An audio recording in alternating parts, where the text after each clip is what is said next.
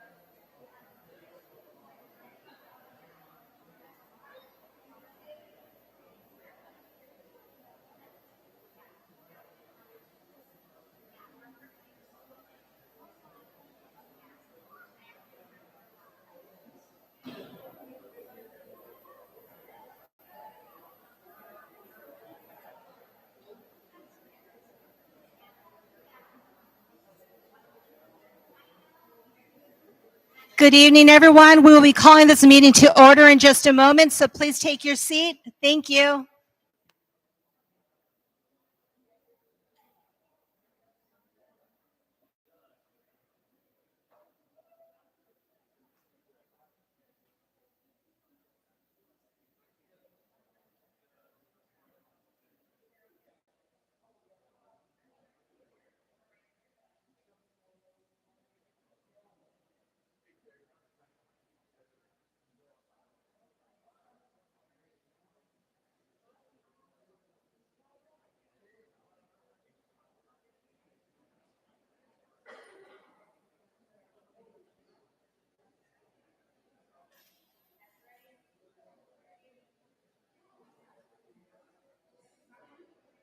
Good evening. Good evening. Can everybody hear me okay? I don't know if they can hear me. Good evening. Can you hear me okay? Hello, hello. Testing. 1, 2, 3. Testing. 1, 2, 3. Okay, so we love our beautiful new building, but we're still trying to get used to the acoustics in here. Any conversation whatsoever, we just hear it very loud, just chatter, and it's hard to distinguish words. So if we can keep any extra conversation whatsoever outside, please, we'd really appreciate that. And I'm going to change microphones, see if it's a little bit better. Okay, can you hear me okay on this one? Same thing. Hello, hello, hello. Is it better if I'm a little bit further? Static. It's really static. Okay, so we're going to go ahead and call the meeting to order. It is 6:07 p.m. and we're just going to be working through the acoustics. So we always start with the Pledge of Allegiance, and we have a young lady here who's going to lead us in the Pledge of Allegiance. Her name is Sayori, and she's going to stand right here in front. If we could all stand, please. Let's remove our hats, gentlemen. And the flag is right there. Nice and loud. I pledge allegiance to the flag of the United States of America and to the republic for which it stands, one nation, under God, indivisible, with liberty and justice for all. Thank you, Sayori. You may have a seat. Okay. So let's turn this off.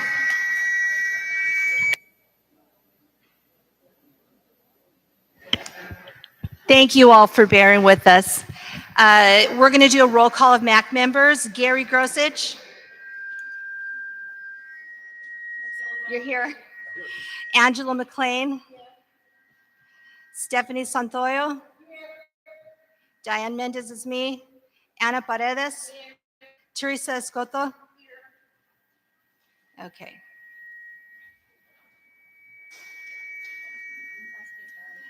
Do we have the other mic on? Maybe there's some back from that. Is the other mic on or off? The public mic? Because there's getting feedback. Sorry about that, guys. Thank you for your patience.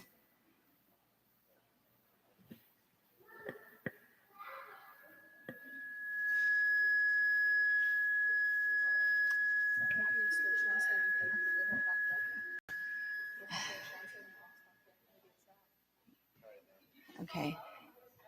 Okay, so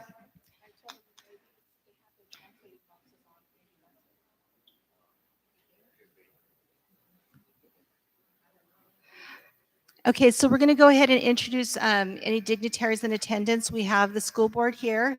Thank you for being here. We'll be listening to them for the presentation. We do have West Valley Water. We have Sheriff, and this microphone is not going to work.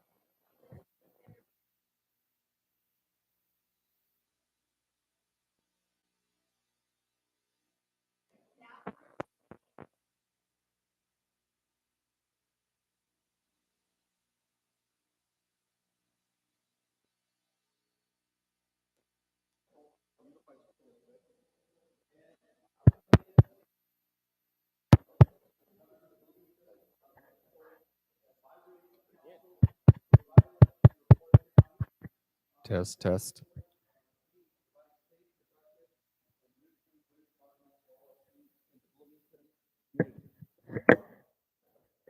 Okay, here we go. I get closer. Here we go. We'll have to wipe it down here, Terry. All right, so for years now, Bloomington has been undergoing a dramatic change with the growth of the logistic industry. Is it working? Okay. Yeah. So.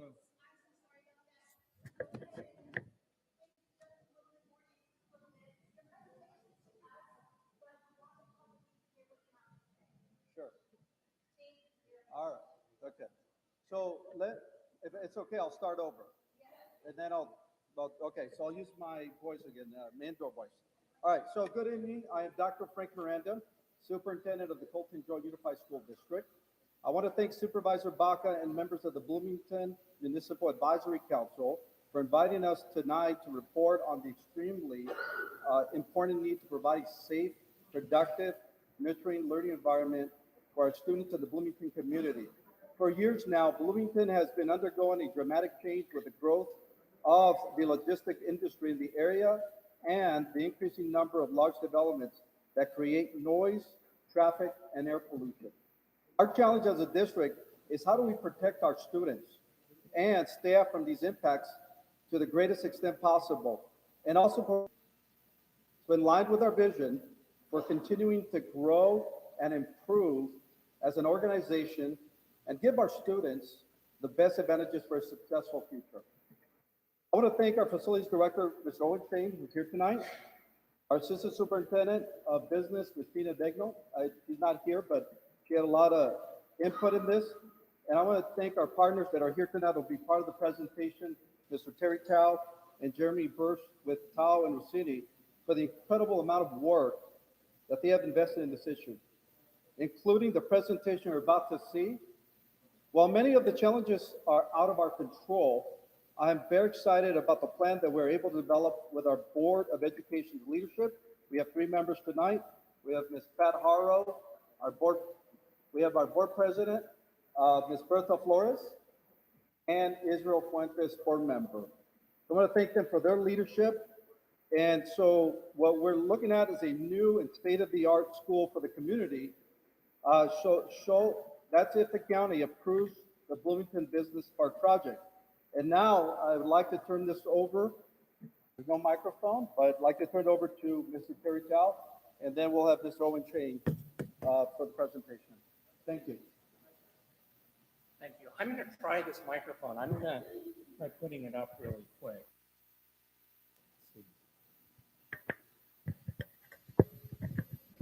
We're going to just put it right here.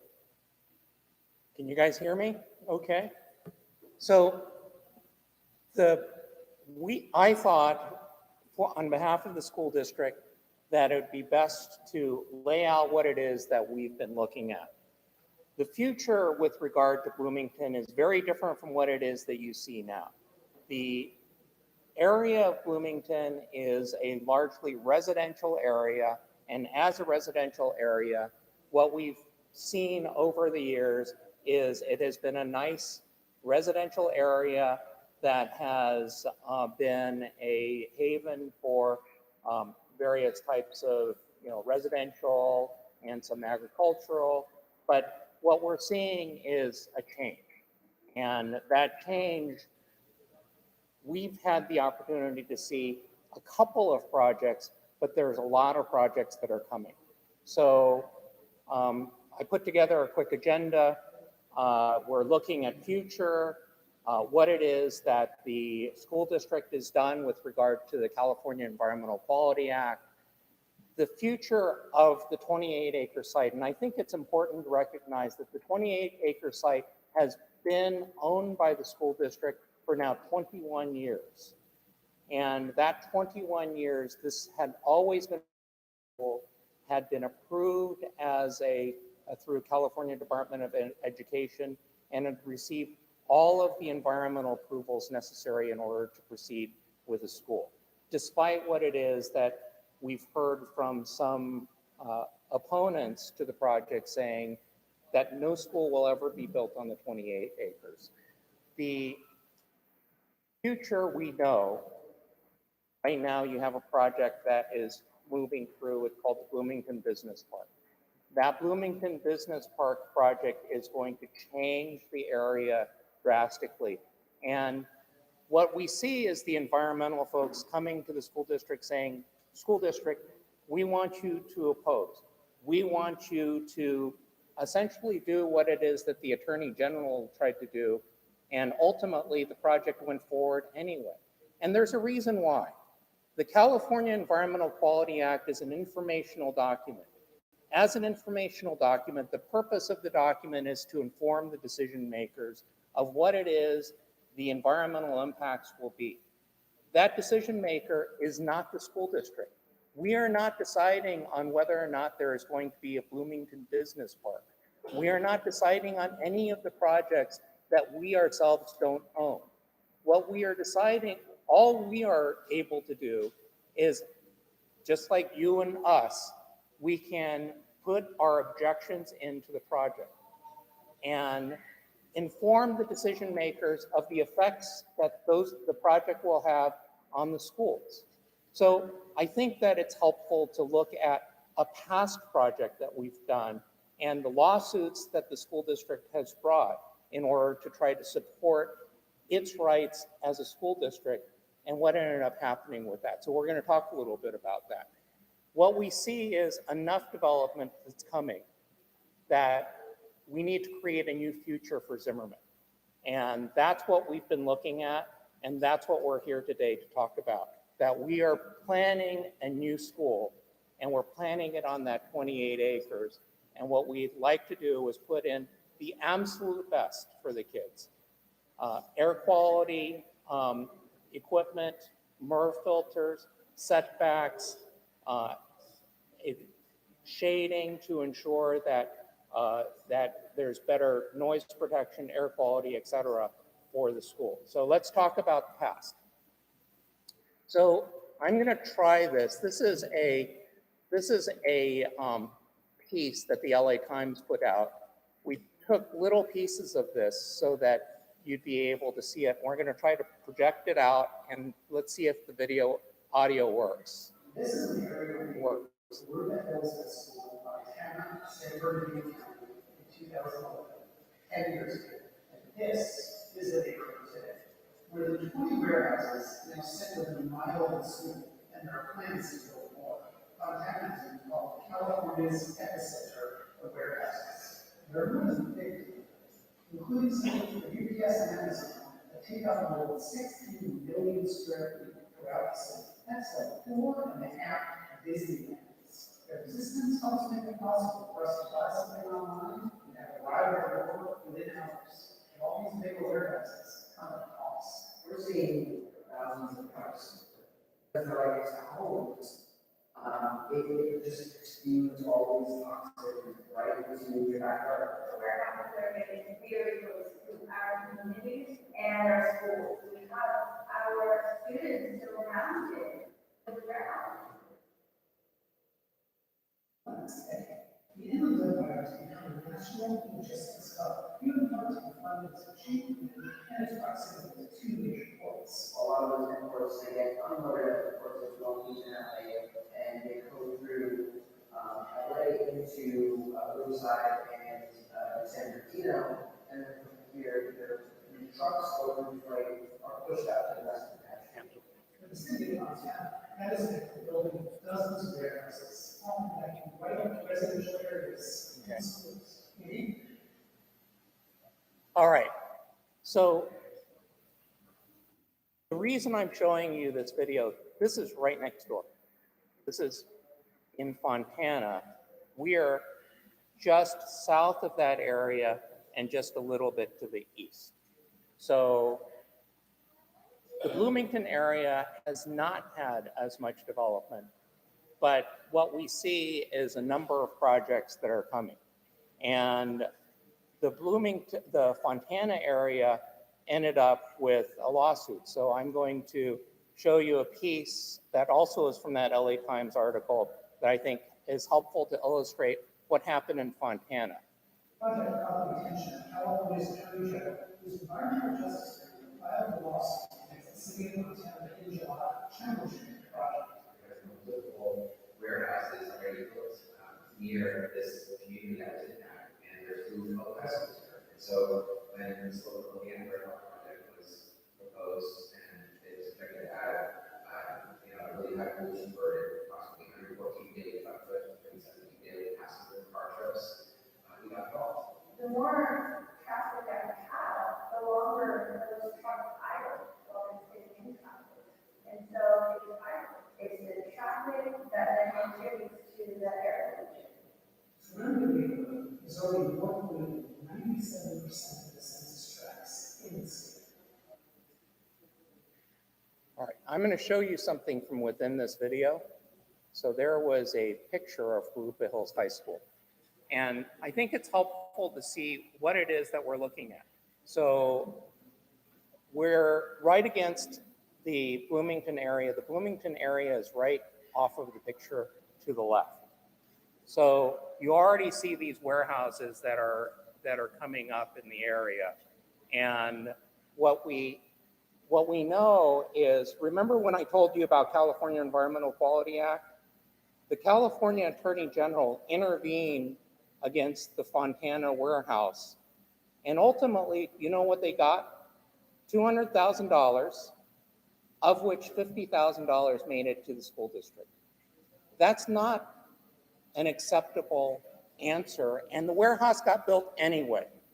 So the problem that we see is a future that is going to change for Colton Unified School District. So let me get you to the next slide here. Okay, so this is what the area of Bloomington looks like today.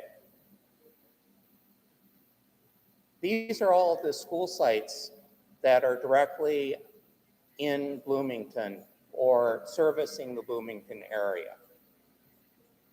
This is the projects that are in blue are all the projects that the school district objected to or placed a California environmental quality objection.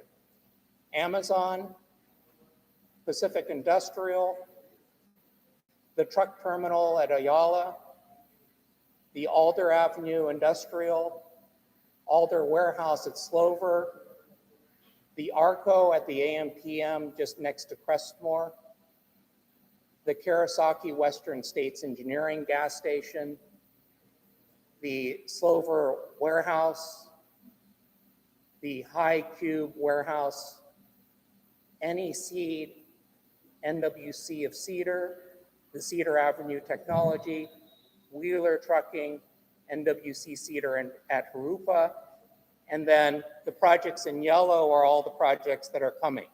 So Bloomington Business Park, we actually did a lot of work on. For the past 9 months, the attorneys have been working with environmental consultants, placing our objections in. So we have been actively fighting with the Bloomington Business Park, and part of what we're reporting is what the result was with regard to that fight that we had with them and some of the results of that. We've with the Bloomington Business Park, with Howard Development. The Bloomington Center project, which we often call the Shandy Project, we also fought with, and we're going to talk a little bit about the Shandy Project because it reflects how it is that the school district has approached these environmental projects. The Bloomington Center project, the Shandy project, the district not only brought an objection, we brought 3 objections. And after we brought the objections, the project went through anyway before the County Board of Supervisors. The County Board of Supervisors, despite the objections from the school district, despite objections from even within the Bloomington map, ended up concluding that the project was going to move forward. And I'm going to show you some of that, which told us something with regard to what it is that the future in the area is, and that is that a decision had been made that this area is going to get this development, because all of these require zone changes. Many of these require general plan amendments, and they were getting approved. So we know that with the general plan amendment and the zone change with Shandy, that was a very unusual one, it got approved fairly easily. So therefore, we knew what was coming with Bloomington Business Park, which is part of the reason why we're planning for the future rather than staying next to the Bloomington Business Park with the effects that would happen to, which would affect Zimmerman Elementary School. So Duke Realty is coming. The Cedar Truck Terminal is coming. West Valley Logistics is as big as Bloomington Business Park. That's coming. That one actually already has a first phase approval, by the way. And the Lilac Avenue Warehouse is coming. The Rialto Logistics Warehouse is coming. So these are the projects that we see in this area. You can already see this entire area is going to change. So despite what it is that the opposition say, I see the sign, Bloomington is not for sale. What they say is it's not for sale. The school district doesn't have any control over it. It's already sold.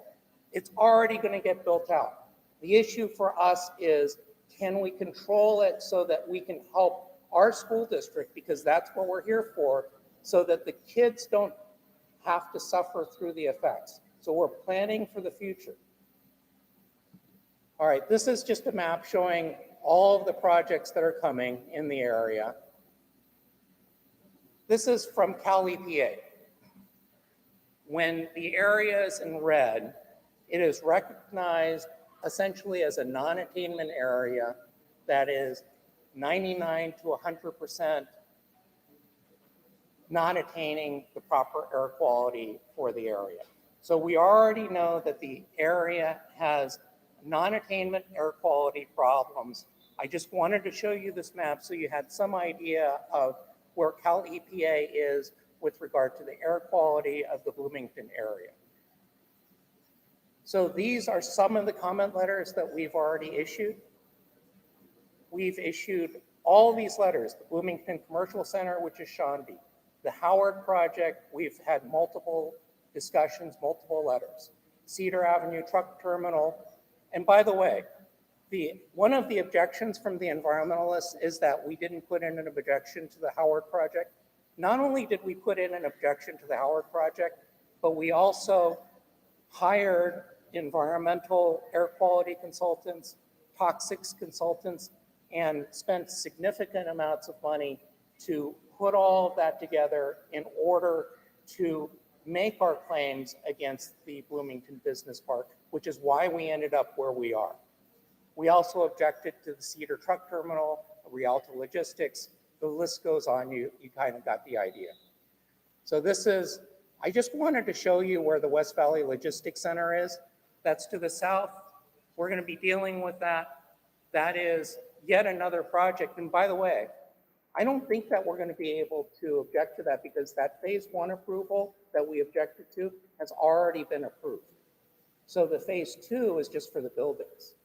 I'm not certain that the phase two is going to be able to be objected to on the cumulative air quality effects on Cedar, the cumulative air quality impacts along some of the truck routes. It's a little different when you do a two-phase approval, and that's what it is that we're running into with West Valley Logistics.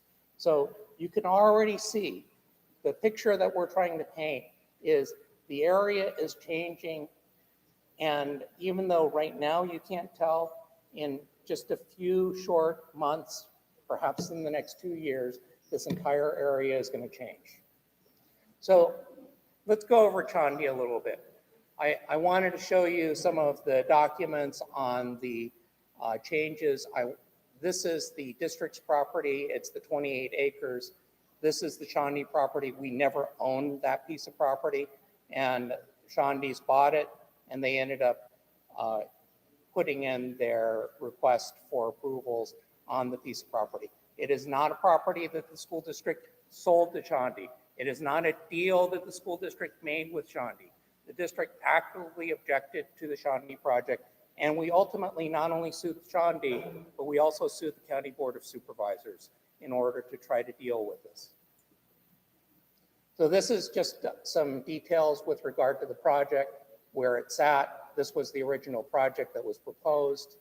Some of the key issues were air quality, truck traffic, danger to students, and the sound and noise that would cause to the 28 acres, as well as to the other schools within a quarter of a mile. I thought it would be helpful to also show the checklist for environmental quality that Shawnee was supposed to evaluate all schools within a quarter of a mile. They did not. They did not even include the 28 acres next door. They listed some school that is not in the area. So we objected. We put in a 9-page objection. We put in 3 objections to this project.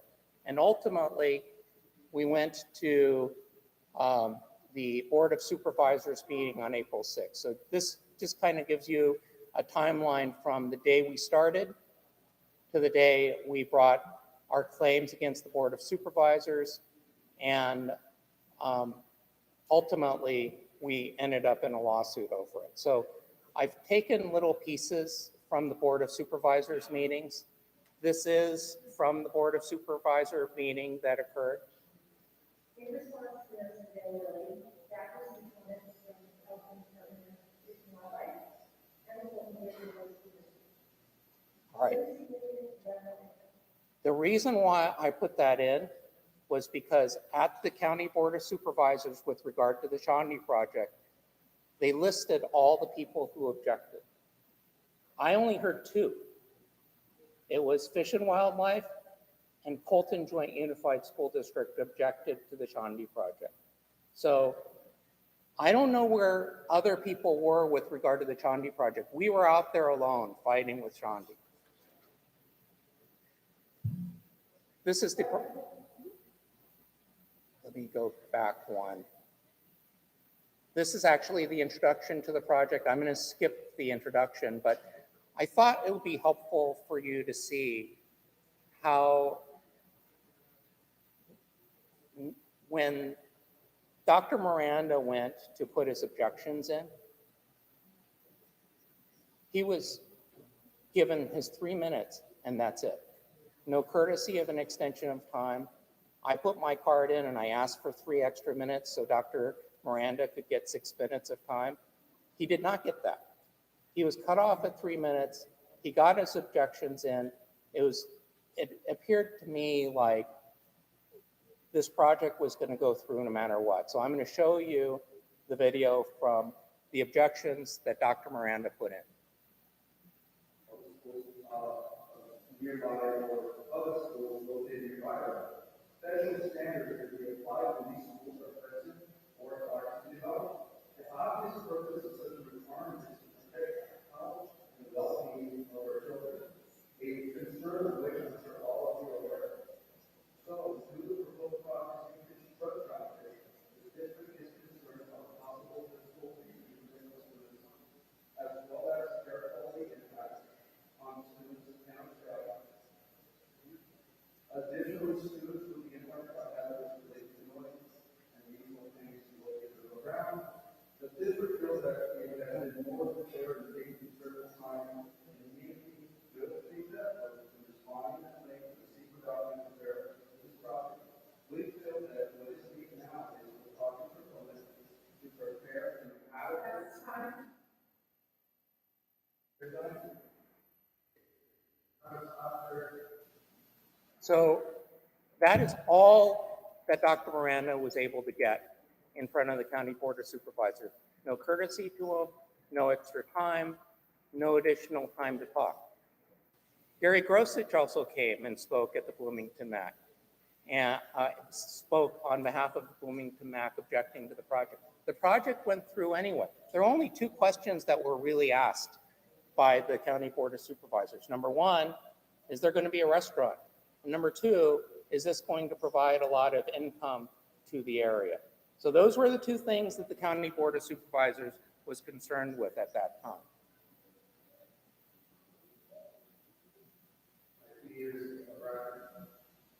So I'm going to show this. I'm not going to play the audio, but this location of the audio with regard to the County Board of Supervisors, what the County Board of Supervisors said to the school district is, you will never build a school on this 28 acres. We know you're keeping that school just for investment purposes. That property is never going to go to school. Well, what we're here today to tell you is we're planning on building a school on the 28 acres. That's why we objected to Shandy. We always planned on building a school on the 28 acres. Yet, the County Board of Supervisors, in order to get the Shandy project through, decided that we were never going to build on this 28 acres.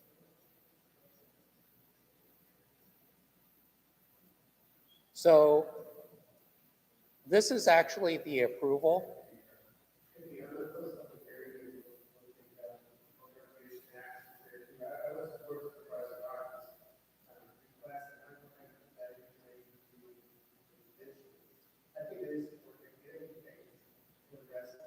Here, I'm going to just go to the very end.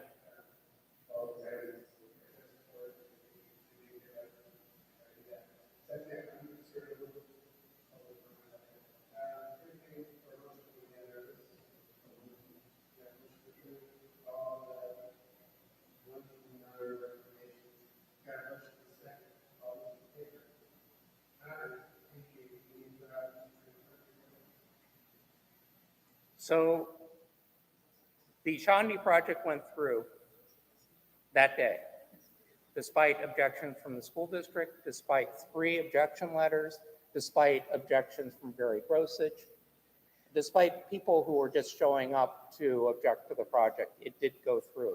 So as a result, the school district filed a lawsuit. So the district filed a lawsuit on May 6th against the County of San Bernardino Board of Supervisors for not rejecting the project because of the environmental issues with regard to the project. And we also sued Shandy. And one of the things that we asked for is there are so many projects that are coming. We need a comprehensive method to deal with the projects that are coming so that the school district does not have to issue objections to every project, hire consultants for every project, and then potentially sue on every project. The district is not in the business of bringing lawsuits. The district is not in the business of objecting to projects, but that is what it is that the district has to do because of the position that the area is being placed in of changing. That area being changed to warehouses and truck filling stations and various items has a drastic effect on the school district. So the school district can only do what it is that they can do, which is put objections in, hire the best consultant that they can hire, and bring lawsuits. That's no way for the school district to spend their life. That's no way for the school district to be spending their dollars. Their dollars should be spent on educating kids, yet we have to bring these types of lawsuits. So what happened with Shandy?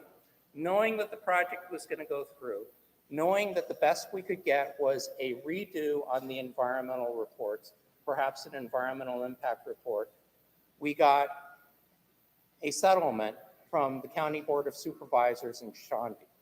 And the settlement that we received was a rolling back from 36 truck spots to 20, truck idling periods limited to 5 minutes, 2-hour maximum parking, elimination of the above ground storage tanks, no overnight, no lounge, no showers, an 8-foot concrete masonry wall all the way around the site, and a buffer zone so that the school could be built in the future.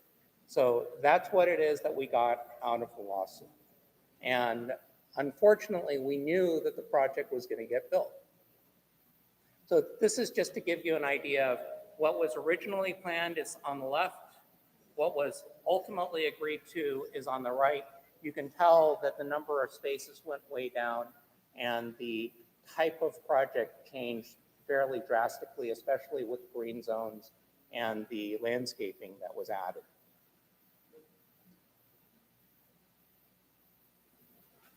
So what I wanted to talk about a little bit is basically the area is industrializing, it's changing. So we're showing again the picture of what it is, of what the area looks like.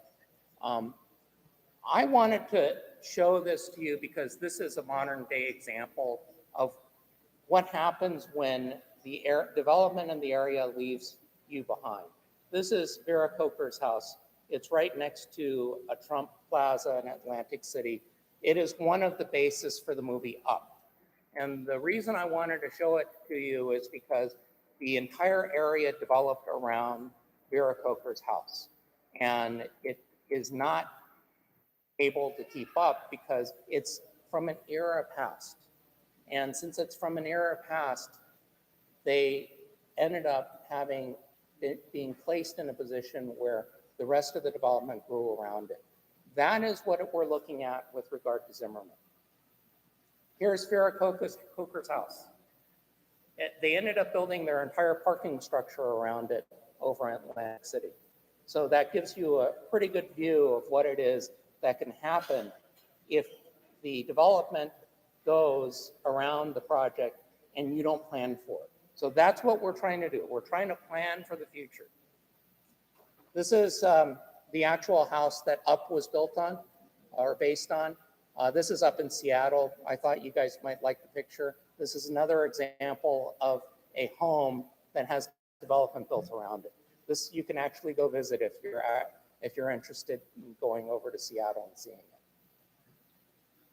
So we know that the Bloomington Business Park will increase traffic. We know that there's going to be large trucks right next door to where kids will be. We know that there are going to be air quality impacts directly on Zimmerman.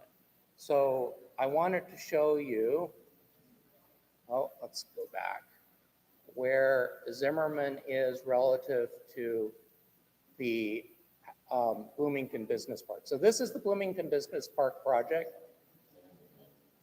I'm going to put up Zimmerman right there. So this is Zimmerman.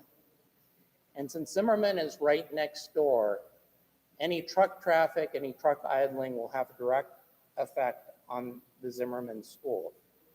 And that is what it is that we were looking at.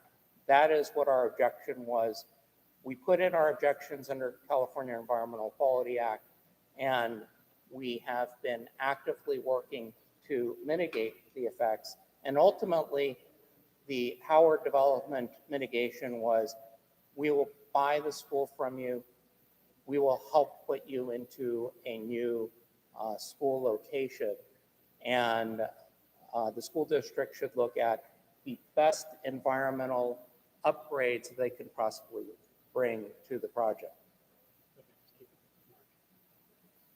So I want to show you, this is some of the environmental analysis that we actually did. What is helpful to look at is the area that's in red next to where the Zimmerman School is. So we know the air quality effects is directly around where it is that the Howard development is. And we could already see the effects both from an air quality standpoint for PM 2.5s, PM 10s, which is particulate matter, primarily from diesel, NOx, NO2, and also we had an evaluation with regards to whether or not it had a significant effect on the students, and it absolutely did. So this would have been a very significant problem for Howard to get over. And that's why when we went to Howard and said, this is not going to work, this is really not going to work, Howard came and tried to make it right for us. I recognize that many out there want to see the school district be the champion for the Bloomington area. But we have to do what it is that's right for the school. We have to do what it is that will most enhance the learning environment for the students. So when we fight, we could have just as well ended up in that supposedly great fight that the Attorney General put up for Fontana, $50,000. That's not what we ended up with. We ended up with $45 million towards a new school. So when you're looking at a brand new school that is placed away from where the air quality impacts are, we think that that is a good way of handling the problem. I recognize that it's difficult to move. I recognize that it's difficult to change a location. I recognize that we are not opposing Howard, but I also recognize that the Howard project is going to come one way or the other. So these are the letters that we issued with regard to the Bloomington Business Park. Just to kind of give you an idea of all the letters that we've issued, these are 3 different letters that have been issued on Bloomington Business Park, despite what it is that has been alleged that the school district just rolled over. It is these letters that resulted in the settlement that we are looking at. So this is the deal. So the appraised value for Zimmerman is $12,430,000. We received $39,500,000, or will be receiving $39,500,000 for the purchase, as well as $5 million for the air quality mitigation impacts. So the idea is to try to put the school district into the best place that they could possibly be on the 28 acres. It's going to take a while for us to actually move. This is the 28 acres. Remember, Cedar is over here. This is where the trucks come in. So we placed as much distance as we could, and the school will go here. So with that, Owen, you want to talk?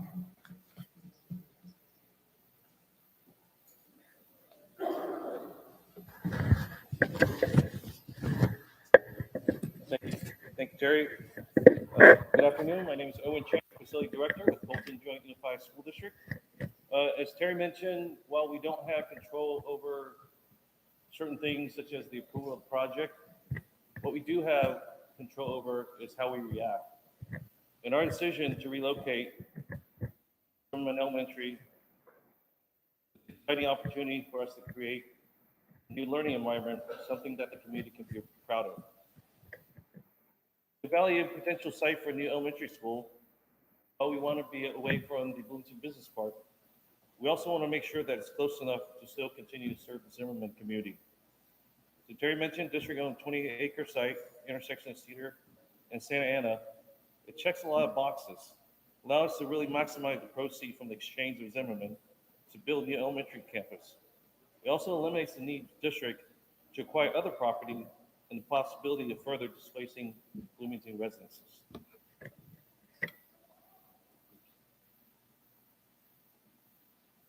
Oops. Sorry. So can you go back? Apologize.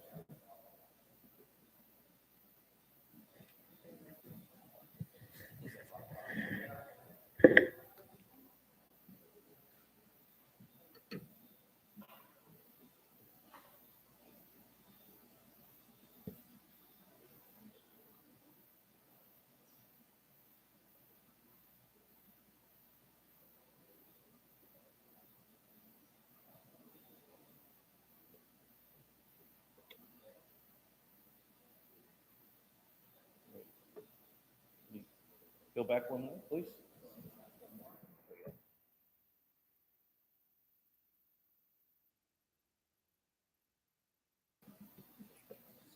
Okay.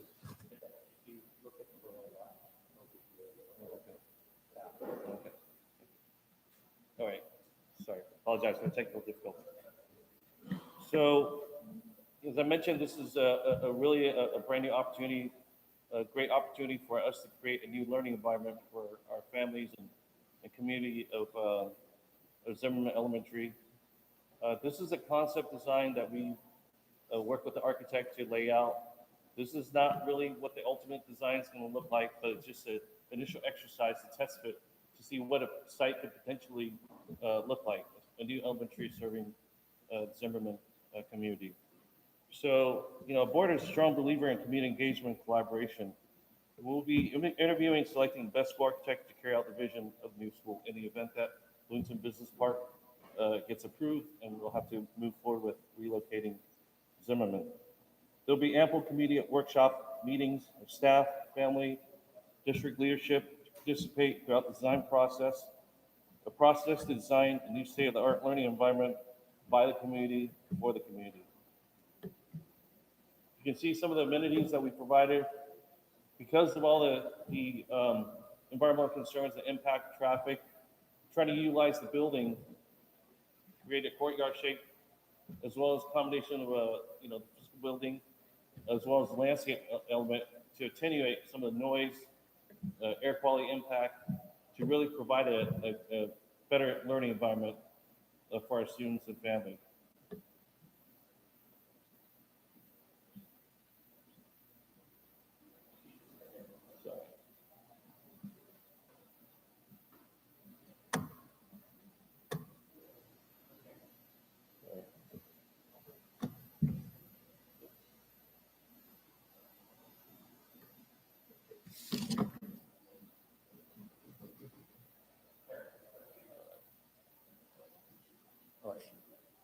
So I mentioned that design that I illustrated, just one idea.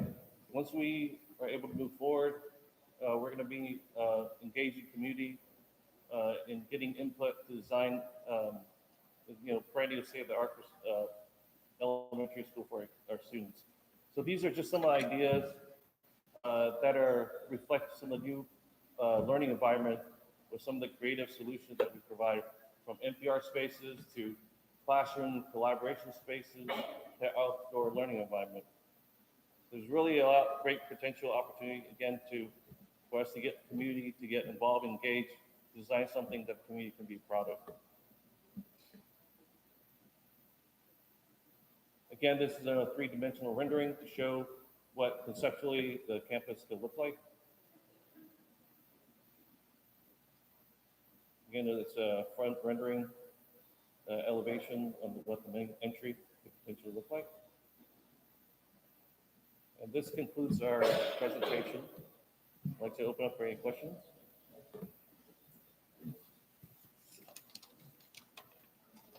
So I think all of us have a lot of questions. We've all been taking notes as we've been listening, and there's been questions from the community that we'll be asking you that they've let us know at our last meeting. So I'm just going to go ahead and start at the top if you don't mind. Stephanie, do you have questions? And whether you want to address it to a particular board member or the gentleman at the podium, it's your choice.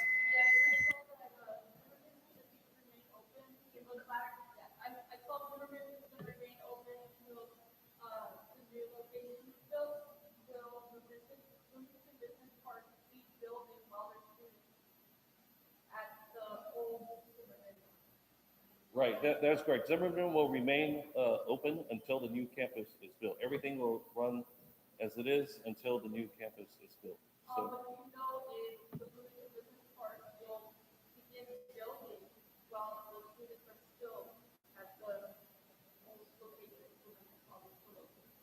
yeah, we don't have the exact information on their schedule, when things are going to be built. I know they're still trying in the process of getting planning commission approval, but we don't have any exact information when the timeline.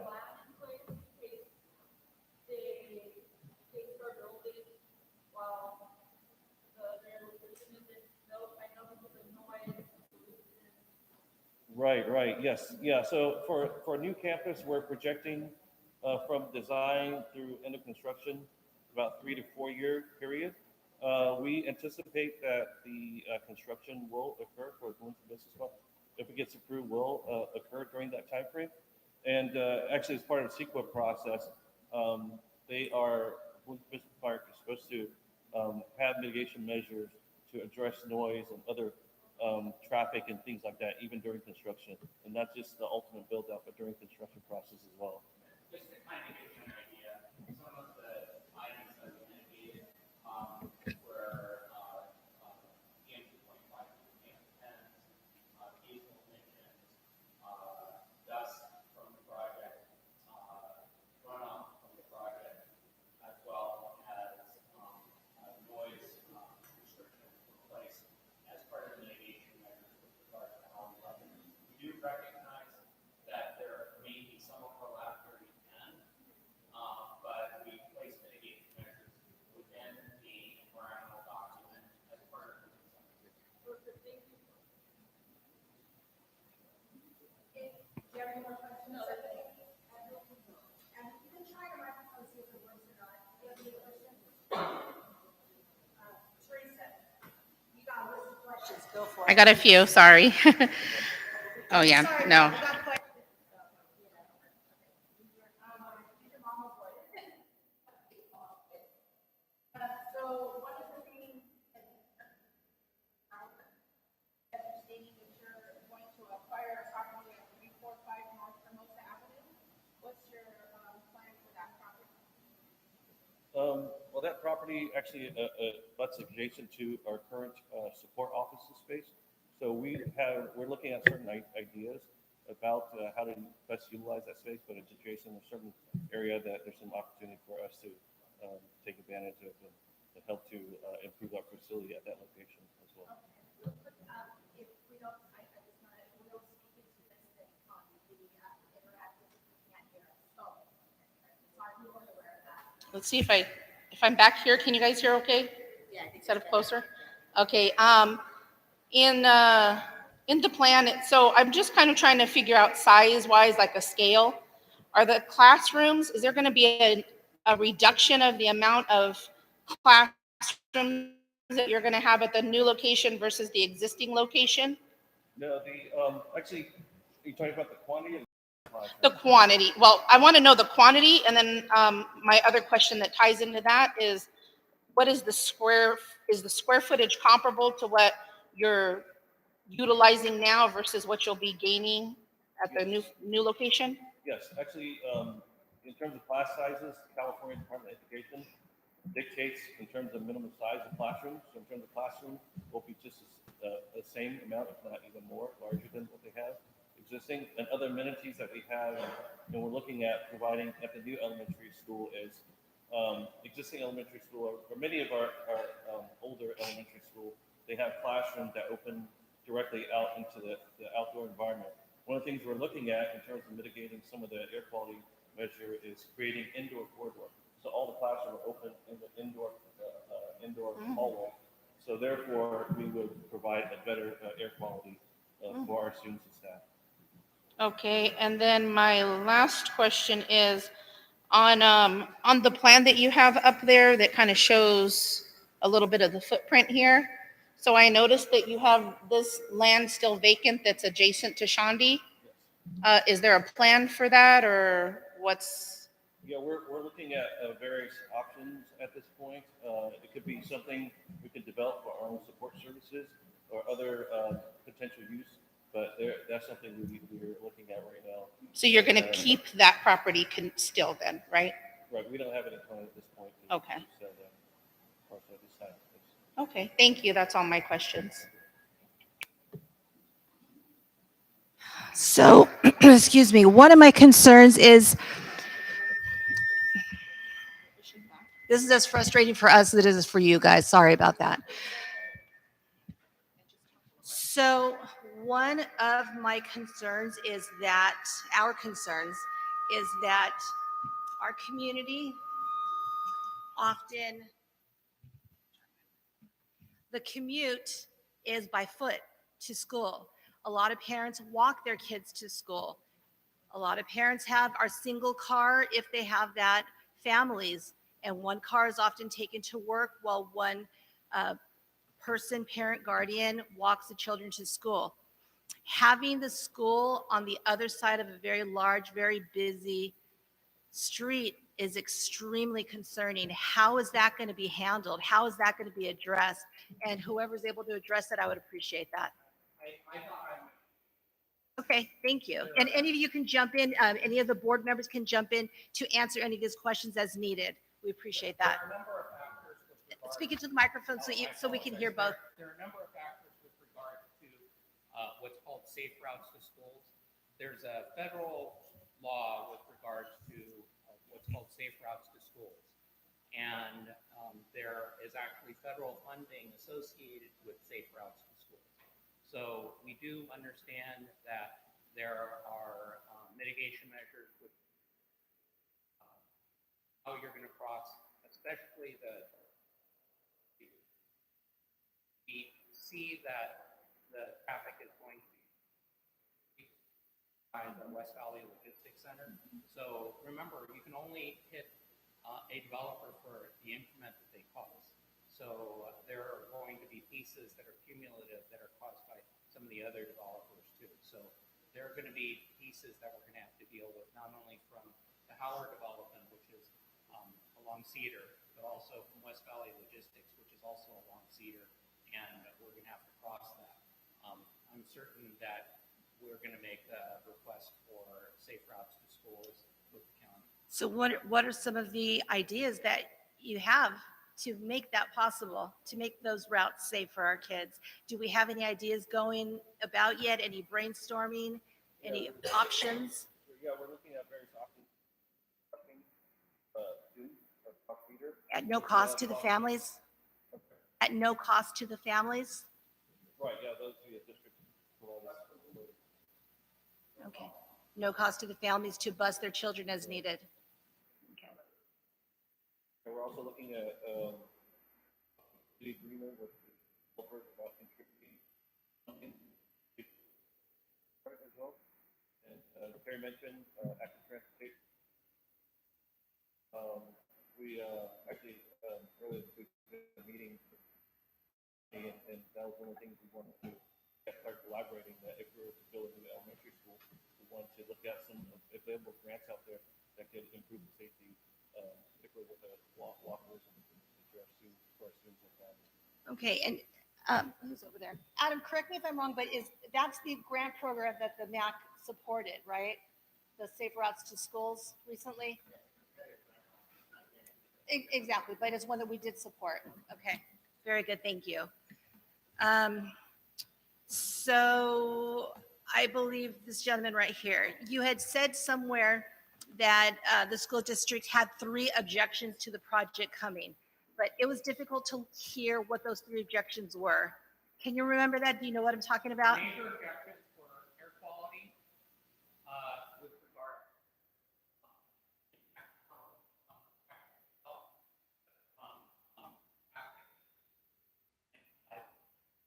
Second was increased traffic.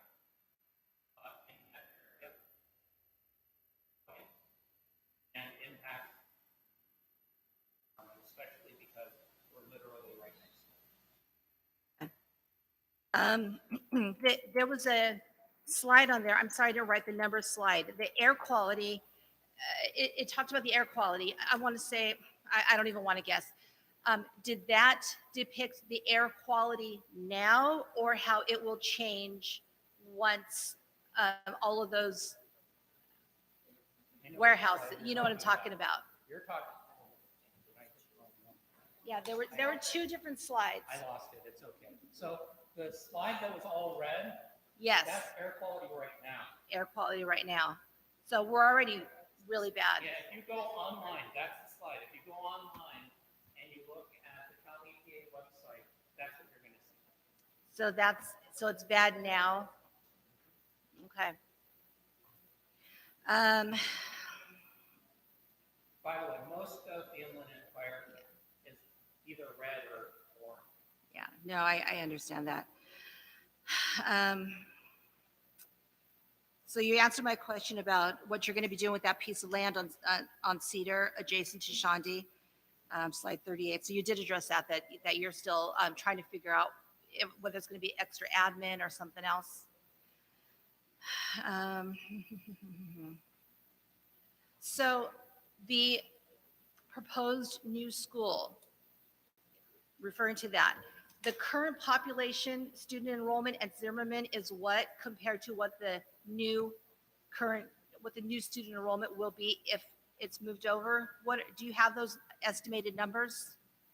Right, that was one of the considerations in looking at the, the design capacity. I believe currently the Zimmerman enrollment is about 600, and for the new elementary school, we're going to be designing the same capacity, about 600. So current capacity is 600 and proposed new capacity is 600 as well? I'm sorry, current enrollment is about 600. Current enrollment is about 600. We are, that's something that I think not just us, but we're seeing continuing trend of declining enrollment just throughout the whole state. No, I understand that, but what I'm asking is the new location, if it is put into place, will it be able to serve the same number of students that it currently serves? Yes. Okay, no decrease in available size. Right. I understand that population, but okay. At this moment, that's the questions that I have. I'm going to skip Gary for a second. I'm going to go down to Anna. I had the same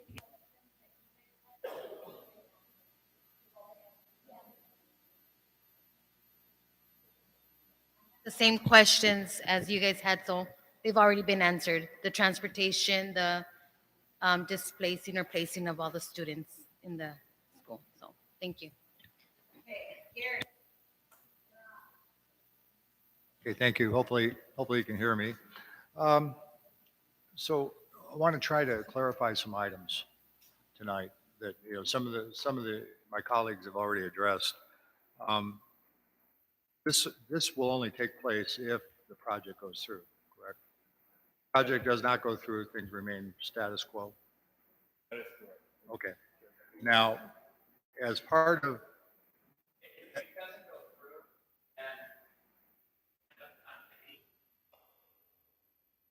right, things, that's correct. That's correct. So as part of this, Mr. Tao, you talked about the school district's concerns in great length. Those concerns, you're not withdrawing those concerns. They're still in as part of the record that the Planning Commission and the Board of Supervisors are going to consider, correct?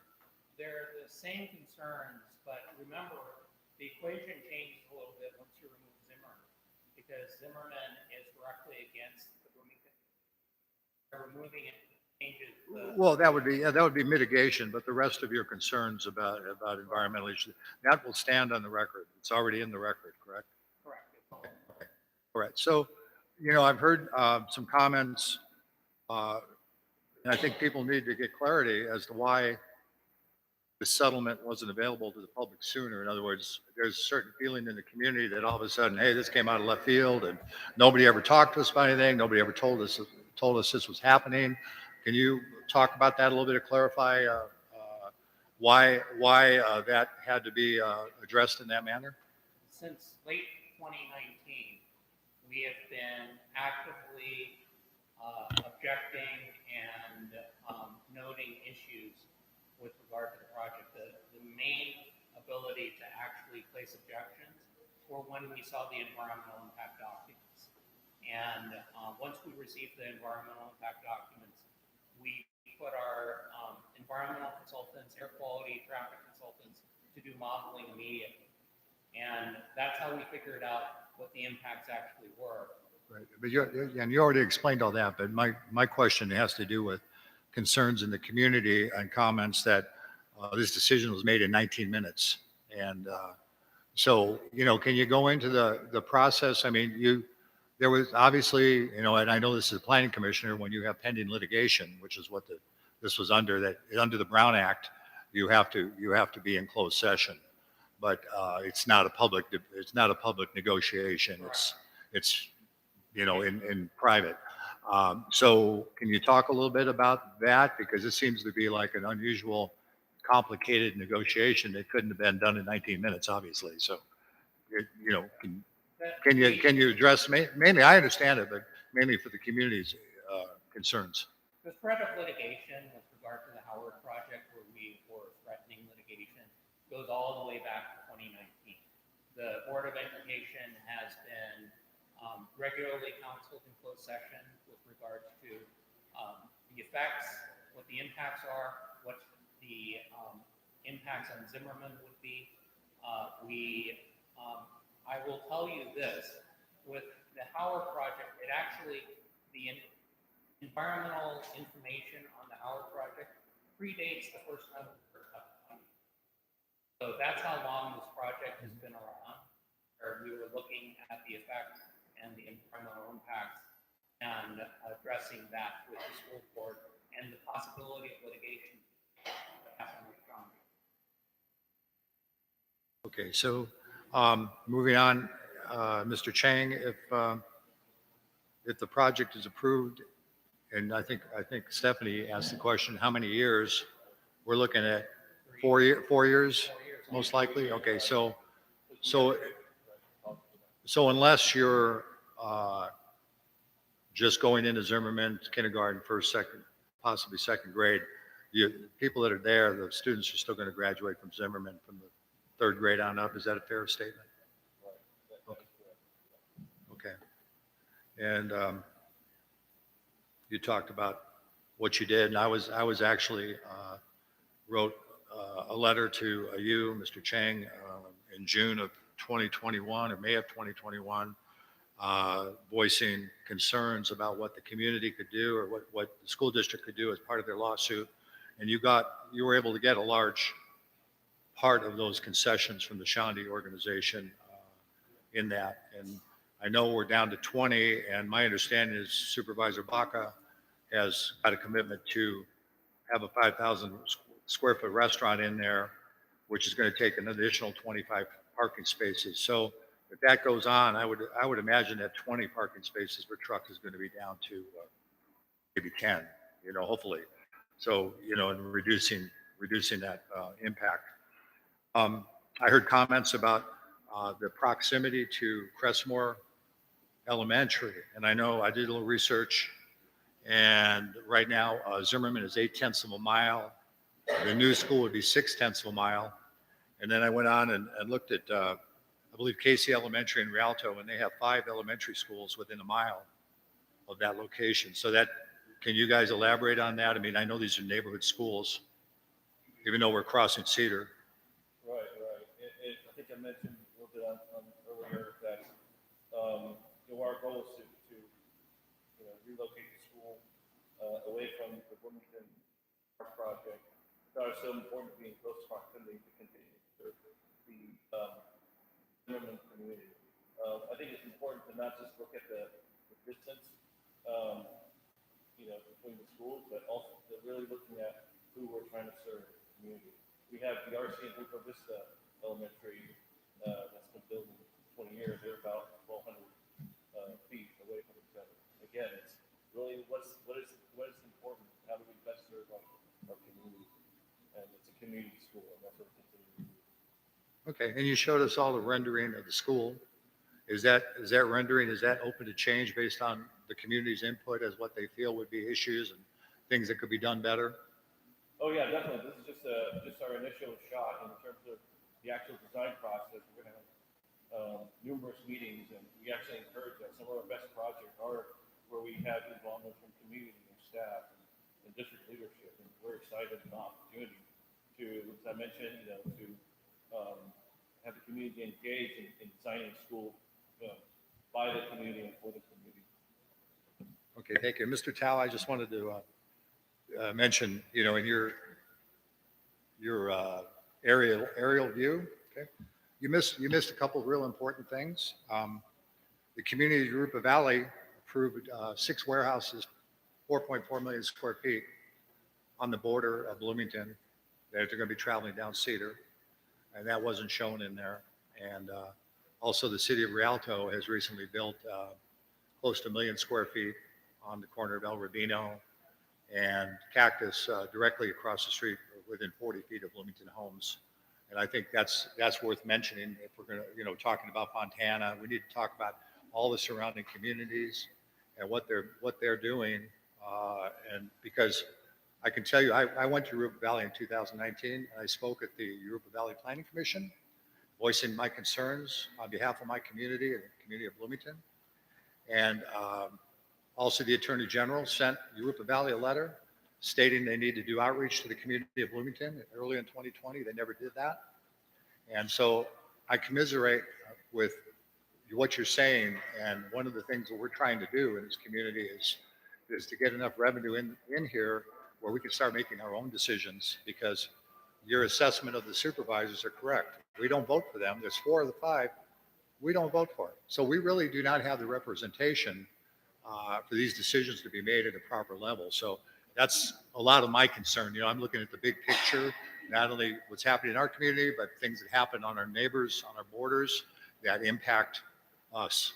The West Valley, I spoke 3 different times about that project, because at one point they wanted to take out, their mitigation was to take out Locust, buy up all the properties from Europa all the way down to Slover and open that up, and it would have forced our community to rezone that whole area as industrial. Unfortunately, for once the county stood up for us and sued, and that we got that as part of the settlement. They are not going down Locust and not blowing out Locust. So I need to make you guys aware of the total picture as what's going on. And I really appreciate, I've got to say to wrap up here, you guys touched on a lot of it, but I want to tell you, I personally, and I think a lot of people appreciate the things you've done to be proactive. And I'm going to just read a couple of them. Some of them are on your list. In 2018, the district, and Mr. Chang, I was involved in this, wrote a letter addressing concerns about a Rialto warehouse built 50 feet away from Joe Baca Middle School, and I don't believe, Mr. Chang, that one even had an EIR, as I recall. Less than 200 feet from Ruth Grimes Elementary, both schools that Bloomington students attend, and MAC members, including former board member, current board member Fuentes, who was a MAC member at the time, we attended a Rialto City Council meeting and spoke about our concerns and lack of mitigation for that project. And as you know, Mr. Chang, you didn't even receive a response, nor did I or anybody else from Rialto. And they passed with no mitigation measures. In July of 2020, you guys authored a letter to the Board of Supervisors voicing your concerns about illegal trucking activities and asking for the board to put a stop to environmental hazards and public nuisances near our schools and in residential areas. And I'm quoting right there. You also authored a letter of opposition regarding the Shandy Project, attended the Planning Commission and Board of Supervisor meetings to voice your concerns, along with several current and former MAC members. I was there, Angela was there. I believe Diane had a written comment, and there was former MAC members also there in opposition to what that project morphed into. You also joined our MAC members in speaking out against the 260 truck terminal on Cedar Avenue that brought no community benefits, no jobs, and no revenue to Bloomington. It's also my understanding that you are in the process of initiating environmental nuisance lawsuits against the illegal trucking operations located on residentially zoned properties next to and nearby school sites. And last but not least, you recently sent 2 letters to the city of Rialto voicing concerns about a proposed warehouse located 685 feet from Joe Baca Middle School with big rigs driving within feet of that campus. I would note that our school district was the only organization that wrote letters of concern over potential environmental impacts to our students. So in closing, I want to commend you guys. You've been the only district in this area that's been proactive in this. And I appreciate it. I think a lot of people in the community appreciate your standing up for our students. And we're in this together because your students are our residents and vice versa. So thank you for that, all that. Go ahead. Carry out really boards and superintendent leadership, and it's just really, our actions really reflect, show, what's really important. We're here to do what we can to protect the interests of our students. So, almost done. I do want to go back just a little bit.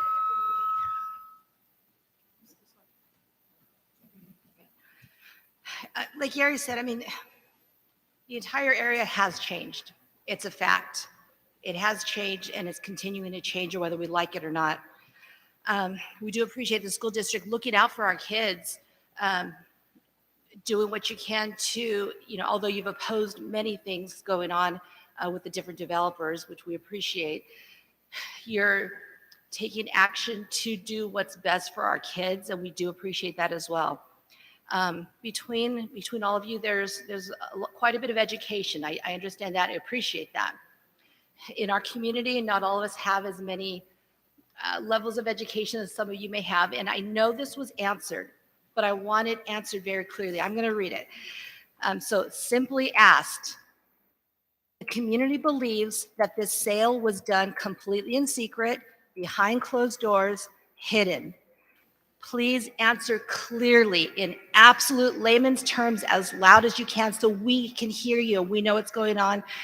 Was this the case? And if so, why? If you can answer that very clearly, layman's terms, so we can all in this room hear you. That's what a lot of the community believes. And so we do want that addressed, please. One of the slides that you saw earlier, and I'm going to try to put it up here, is the objection letters that we filed. These are all objection letters that were filed in public with regard to this project. This district has been very vocal about problems and concerns with regards to this project. This is all public record. You can go look at it, you can pull it down, it's going to be part of the public record. And this has gone on for a fairly significant amount of time. You'll see letters going back to February of 2021, December of 2021, and January of 2022. Understand that when the school district, the school board, and the support that the school board has had to try to protect their kids, they have to threaten litigation. And the threat of litigation happens in closed session. And the reason why it happens in closed session is because it's very technical, it's expensive, it's also a very drastic step to take. The district went down that path, and I recognize that, and I think the board recognizes that this is done in private with their attorneys, advising them of the chances of success, whether or not they're going to be able to get an adequate mitigation.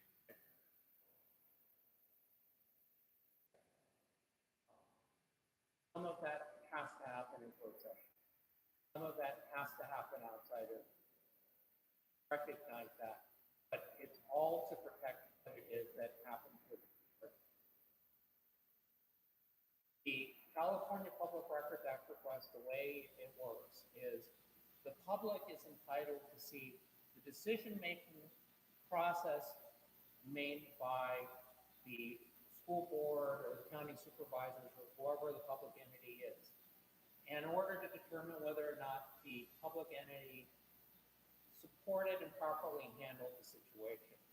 But the law is not designed to have the public be a participant in that process. And the reason why they're not a participant is because there's a lot of discussion about lawsuits, legal issues, and the like. So the school board has been entrusted with that. They're a fiduciary for the public. And ultimately, at the end, all of this information comes out to the public when it's all done.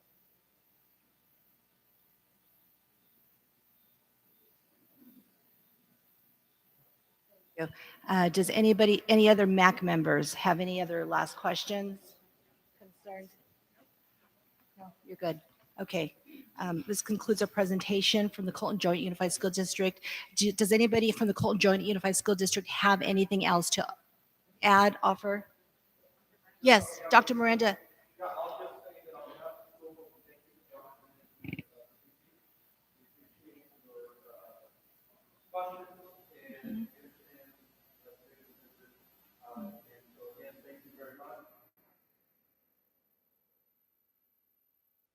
Thank you. That was very good information. We appreciate it. So if we have more questions later on, will you be willing to come another time?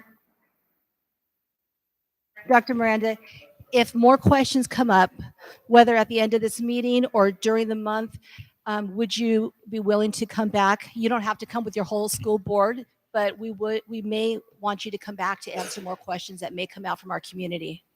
Absolutely. Okay. We've been having, I'll just say this, that we just had a staff meeting, a parent meeting recently at Zimmerman Elementary, and we're committed to communicate this out to the public. We can come back and share the great news of the school and answer questions.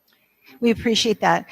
On our section 6, our agency staff reports, we always have Colton Joint Unified School District listed. So any of you are welcome to come at our meetings to give not a full presentation like this, but a few minutes to give what's going on in the district, information and updates. And we appreciate that. Israel's done that many, many times, and we do appreciate that. So thank you. Thank you for that. I saw that on the agenda, so. It's always there. It's up, yes. And I appreciate that, Chairperson, and the feedback for that opportunity. We're partners in this, so we'll be back. To do what's best for our kids. Thank you. So the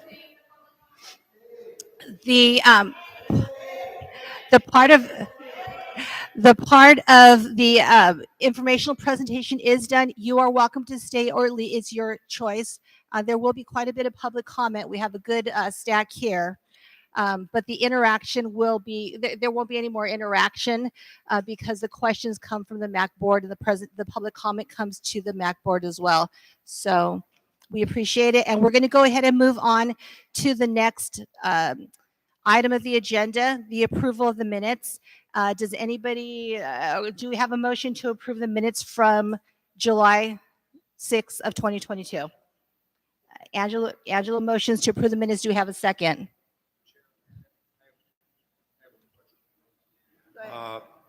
On Deputy Dominguez, it states 289 calls for service. That doesn't seem right. Typically, they're over 1,000. So I don't know if that's something that we can have our staff go back and review. I mean, approve the minutes with an amendment. Okay, so Gary is requesting an amendment to the minutes regarding Deputy Dominguez's numbers that he gave? Right, item 1, 289 calls for service. Okay. Typically, it's over 1,000.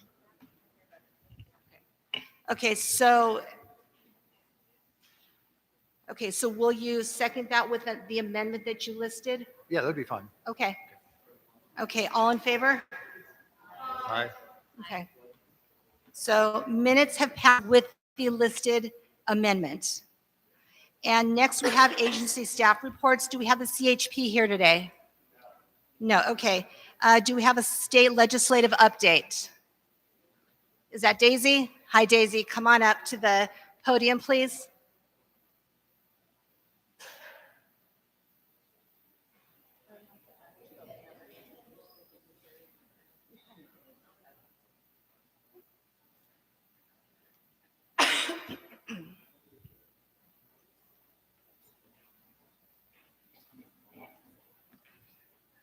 So Daisy, there should be a microphone there. I know it'll be difficult to hear, but if we don't talk into it, then our live feed can't hear you.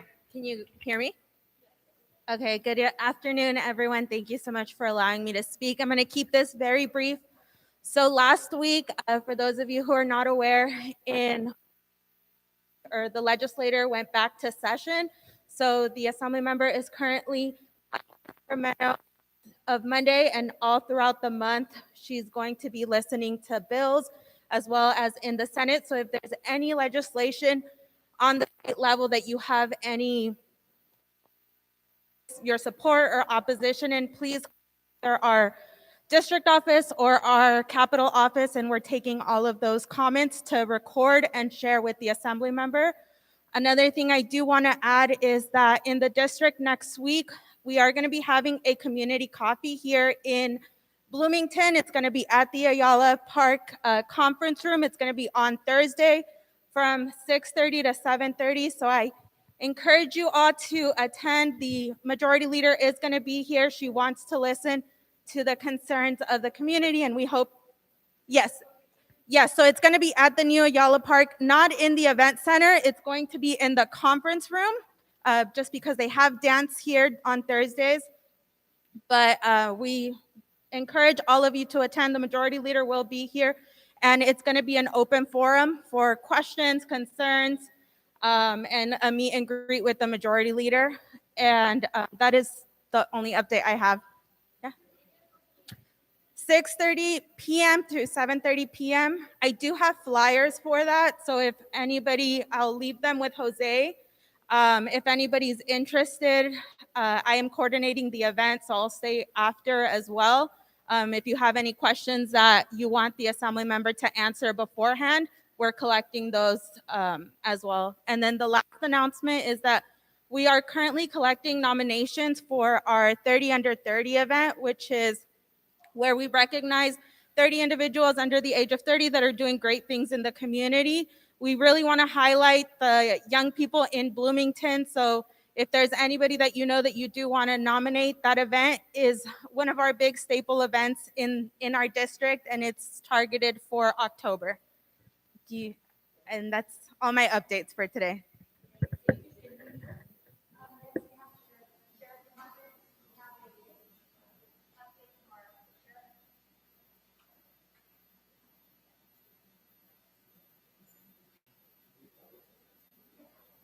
So before you start, I just want to tell you that in my particular area, there is I don't know his title, but I believe it's it starts with an S,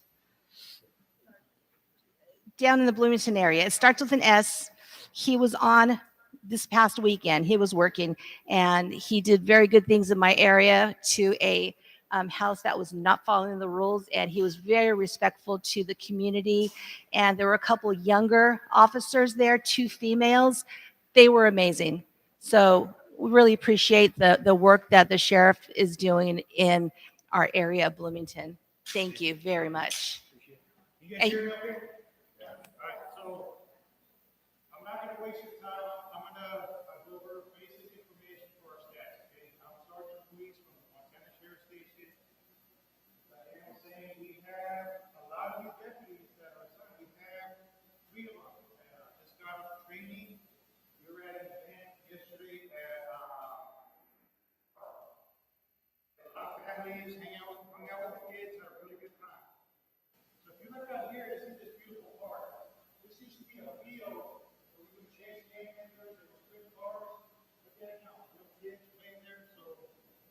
sometimes change is good, okay? I understand you guys all have concerns, but at some point, they're gonna knock this building down. So I'm not gonna get into all that. If you guys have the issues with there's a proper way to do that, right? You guys are gonna have your public comment, 3 minutes. We're not gonna tolerate loss. They tried doing it at San Bernardino a couple of years ago and it didn't work out for them. That city still burned down.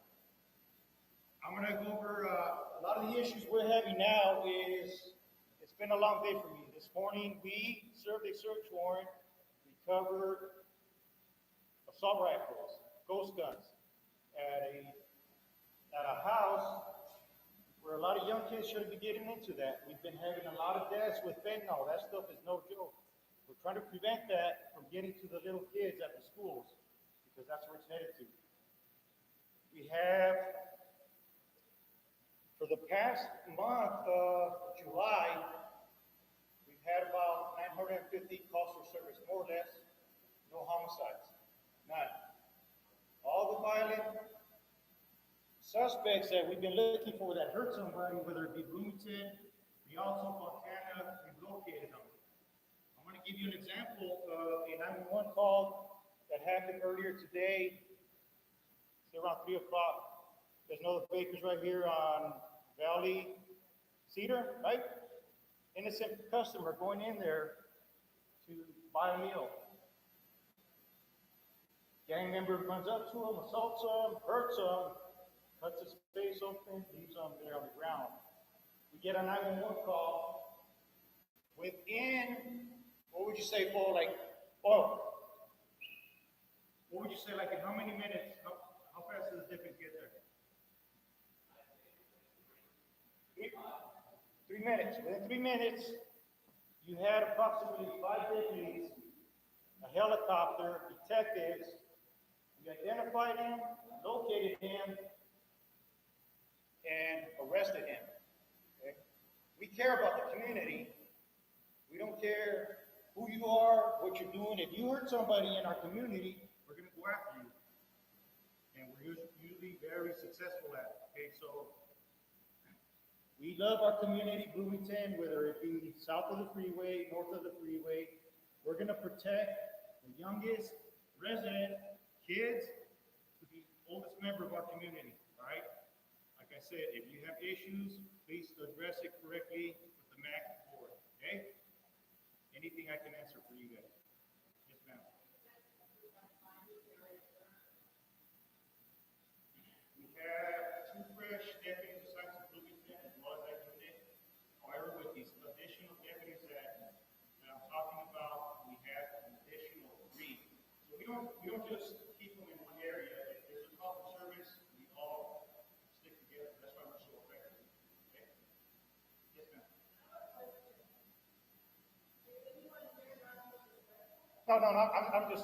I'm just saying in general. Okay. I'm not saying you're not. Okay. Not at all.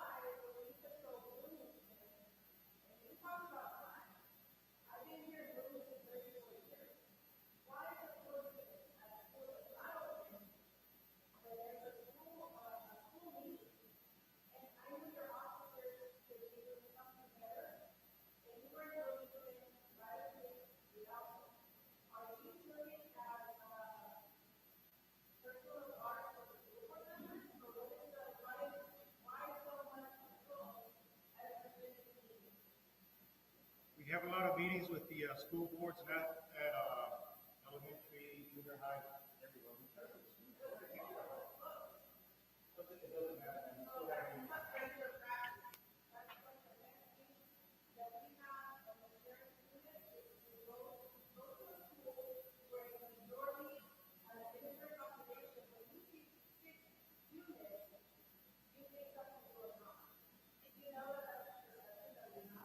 People perceive different things, but we're actually doing something different.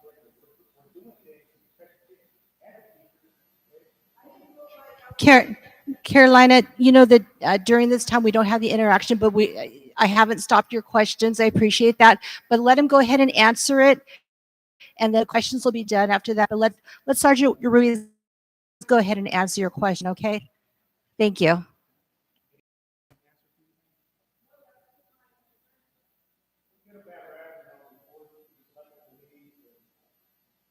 Believe it or not, if somebody calls 911 and says there's a lunatic in here with a knife, I need help, they want us there fast.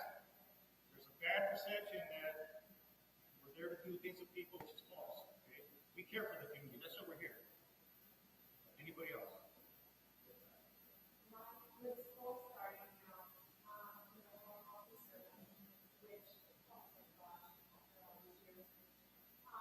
We have problems with double parking, like at Cressmore or Enrollment. Is there going to be in the morning, at least once in a while, that an officer can go by and show presence, so that the school can show, because if not, parents know we can double park, you get it in there and get out, but they still do it. But we notice that when there's an officer that doesn't get right by or it's the right school, they don't do it. So that we address every once in a while, an officer comes by and warns them. That's the first time. That's a good question. We've had issues with that, and there's a lot of stuff that Deputy Dominguez can, and he's handled. No more questions. Public comment. It's time for public comment. It.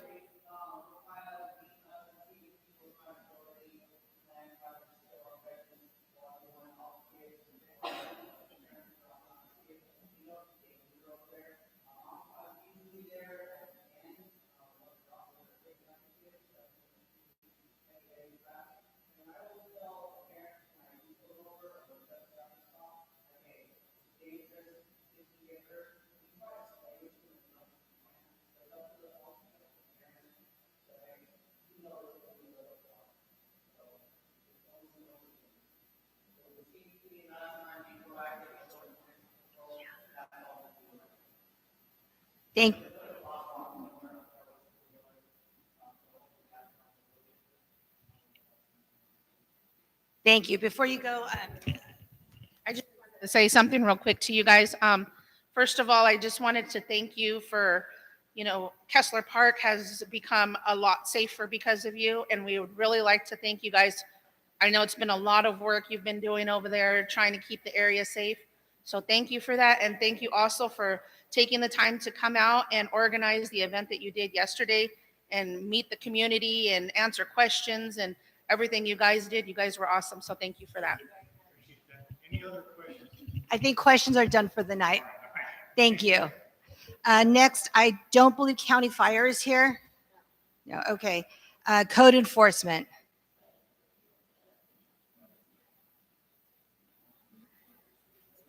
Guillermo.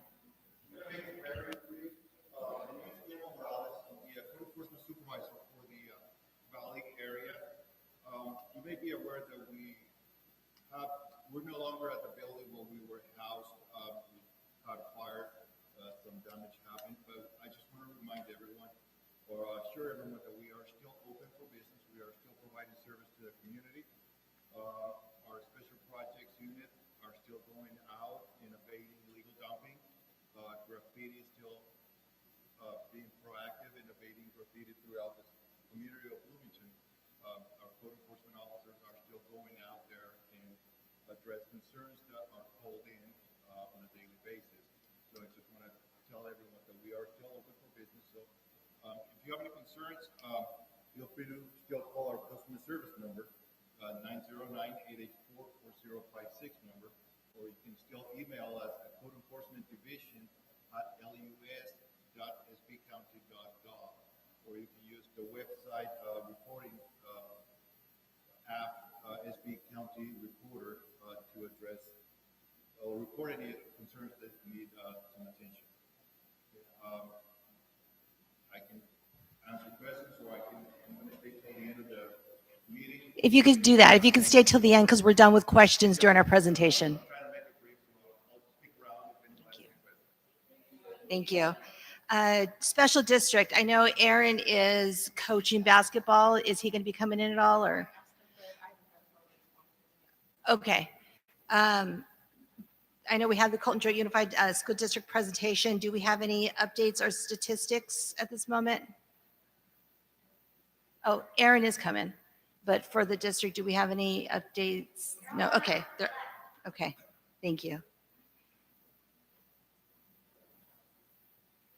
Aaron, you're up. That's time, right on time. Thank you. Sorry, guys, just been in, You're here, there, and everywhere, doing everything at once. oh, well, we had an 8-session basketball camp just finished, so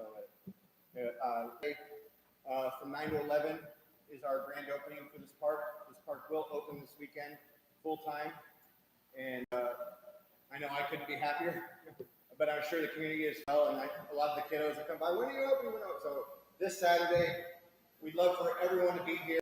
It's going to be a great event. We have balloon makers, we have face painting, live music, the fire truck's going to be here, the sheriff, a lot of county vendors. It's going to be a great event.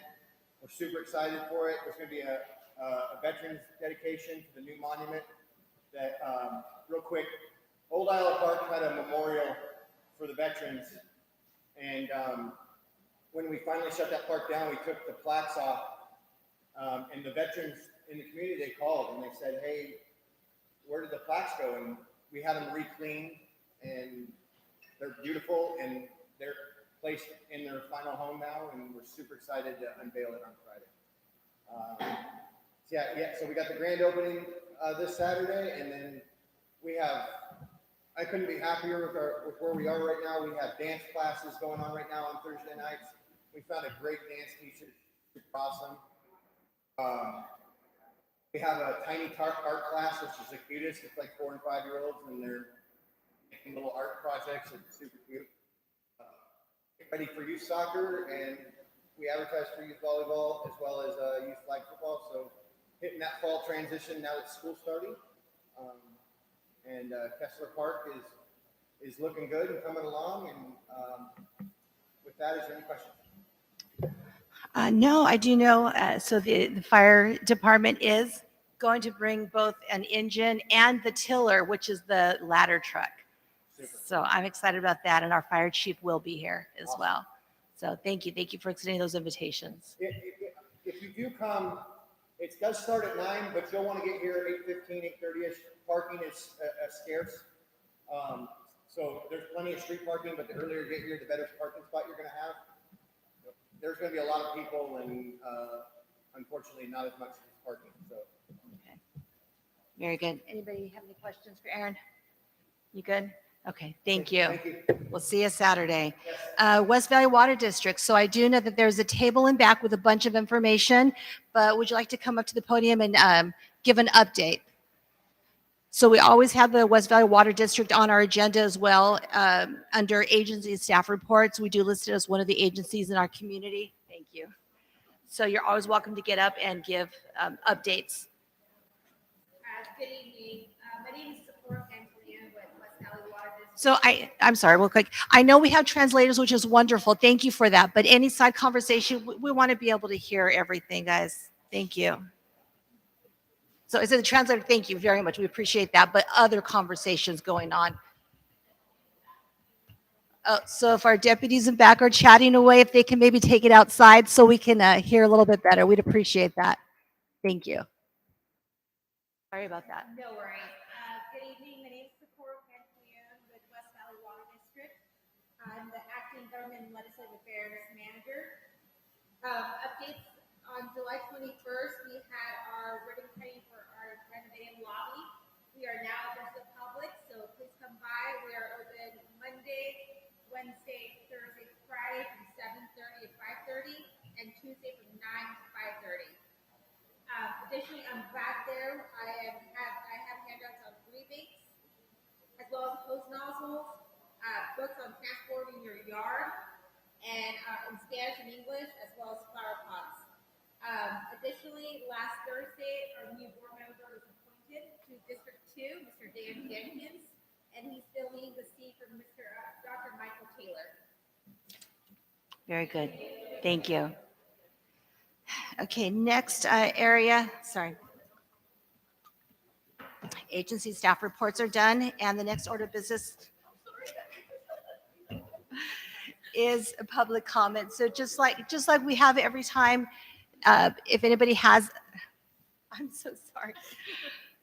If anybody has public comment, turn this in as soon as possible. And each person gets 3 minutes. One thing we do have is Jose, if anybody needs a translator, Jose will be translating for us. So he does have that capability, so he'll be taking care of that. We appreciate all the public comments and we thank you for being here. And so during public comment, we want to make sure that any side conversations, I say it over and over and over and over and over again, any side conversations, please take it outside. We're here to facilitate communication. We want to hear what the public has to say, what our community has to say. So let's just keep that in mind as we're listening to our public comments.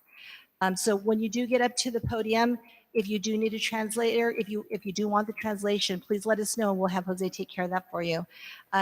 Jane Mills is the first person. Jane Mills.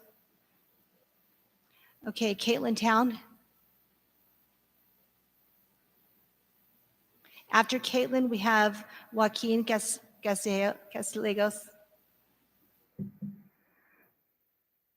So, my name is Caitlin Town. Do I start? Yes, please do. Go ahead. And Jose is taking care of the timer as well. So. Okay.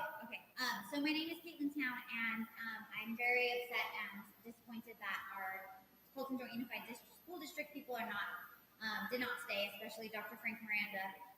I'm a teacher at Joe Baca Middle School, and I started school today, and I've had a very long day.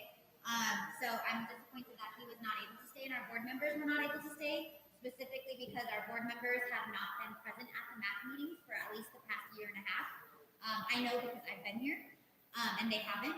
So that makes me very frustrated because they are not communicating with the community, and they frankly are not doing their jobs. So that makes me frustrated. And, this is basically addressed towards them, but of course the MAC, you can talk about it with them as well, which is important too. So I appreciate that. And you guys all know as well as I do that declining enrollment is a huge issue that our district and surrounding districts have been going through for the past couple of years. And the other huge issue that our entire world is going through is climate change. The more warehouses that we put in will negatively affect both of those. It will exacerbate both of those issues. And $45 million sounds like a lot of money, but at the end of the day, how much is that really worth? Would you sell your family's legacy for that? Would you sell out your family's home, memories, quality of life for that much money? Would you sell out thousands of students? Because that's how many students Bolton Joint Unified School District serves. Thousands of students. Would you sell them out for that much money? They are saying that Zimmerman Elementary is worth that much money. What about Cressmore? What about Bloomington High School? What about Slover Mountain Valley or Slover Mountain High School? What about Sycamore Hills? What about Ruth O'Hara's? Those schools are also going to be within a mile, within a few hundred feet of the Bloomington Business Park specific plan. This plan has not even been given to the Board of Supervisors or the Planning Commission, and Bolton Joint Unified has already sold it out. They've already agreed to selling Zimmerman Elementary.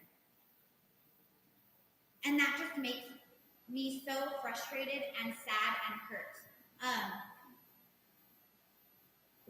I've mentioned already I'm a teacher, and a lot of you know that because I'm here all the time, but I just need to have it sink in that I'm happy and honored to be a teacher at Joe Baca Middle School, and I started my 9th year today, and I can't help but think in the back of my mind, how many more years will I be able to do that? How many more years will I be able to serve these students? How many more years will it take for Bloomington to be swallowed up by warehouses? Bloomington is not for sale. Thank you. Thank you.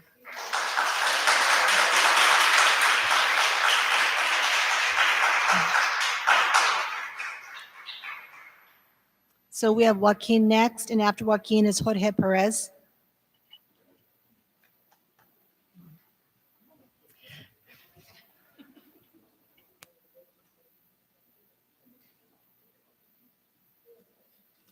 Hello, everyone. My name is Joaquin. First of all, this audio problem, like, I don't think we can handle it anymore. I couldn't hear any of the presentation. Honestly, I'd rather be back at the boardroom because, I could hear everything that was happening at least. And, supervisor representatives here, go tell the supervisor to invest in some better equipment so the community can know what's going on, please. I want to start off by reading what says on the top of the agenda. The top of the agenda says, the mission of the Bloomington Municipal Advisory Council is to engage the community and advise the county in order to solve problems, create solutions, and set a course for the future of Bloomington. When has the community been engaged? There's so many projects that have come in the past 5 years, and I have not seen the MAC going door to door telling the community what's going on. The district stood here today and told us, why weren't you here for this? Why weren't you here for this? Because we didn't know it was happening. We did not know it was happening. The community was in their houses, not getting any information, not getting no handouts, not getting nothing mailed. How were they supposed to know? I appreciate you, Gary Grosset, for going to these meetings and speaking up against these projects, but that doesn't matter when the rest of the community does not know that it's happening. It doesn't matter. I wish I could have been there in those past projects to speak up against it, but I just didn't know. That's something that said, the mission of the MAC is to engage the community. How are you? We've come here time and time again, and all you say, we're listening, and we're gonna go to the. You have to engage. Is this engaging the community? Having one meeting once a month. Okay, I know you have done a lot for the park or whatever, but the park does so much for the community. What about the pollution from the warehouses? What about people's houses being sold, people's lives being sold for warehouses? Where have you seen a school being sold to a warehouse developer? Where have you seen that? I can't even understand that we're having a presentation where they're trying to make it reasonable that this is happening. It's not reasonable. It's not normal. The MAC should be going door to door telling the whole community what's going on. Because I've been doing that as much as I could. There's so much streets I could go, but people want to know, and people think it's already over, but it's not. There's still a chance to fight. We're still here, and we're going to keep on fighting. You say you advise the county in order to solve problems and create solutions, and set a course. What's the course that we're going right now? The district told us right now where we're going is that Bloomington is going to change and they can't do anything about it. Is that the course that you're helping us achieve? Thank you.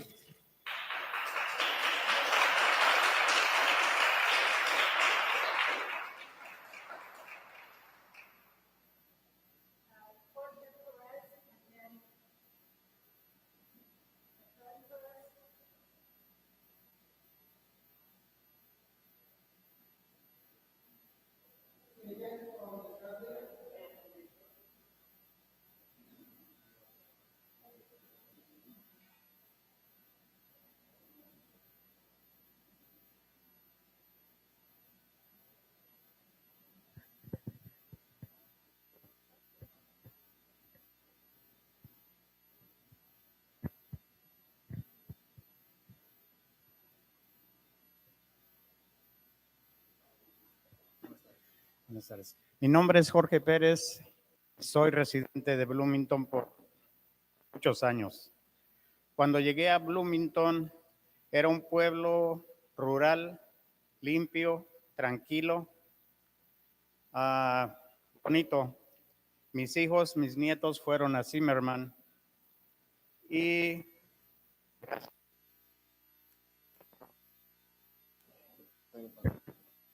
He says his name is Jorge Perez. He has been a resident of Bloomington for many years.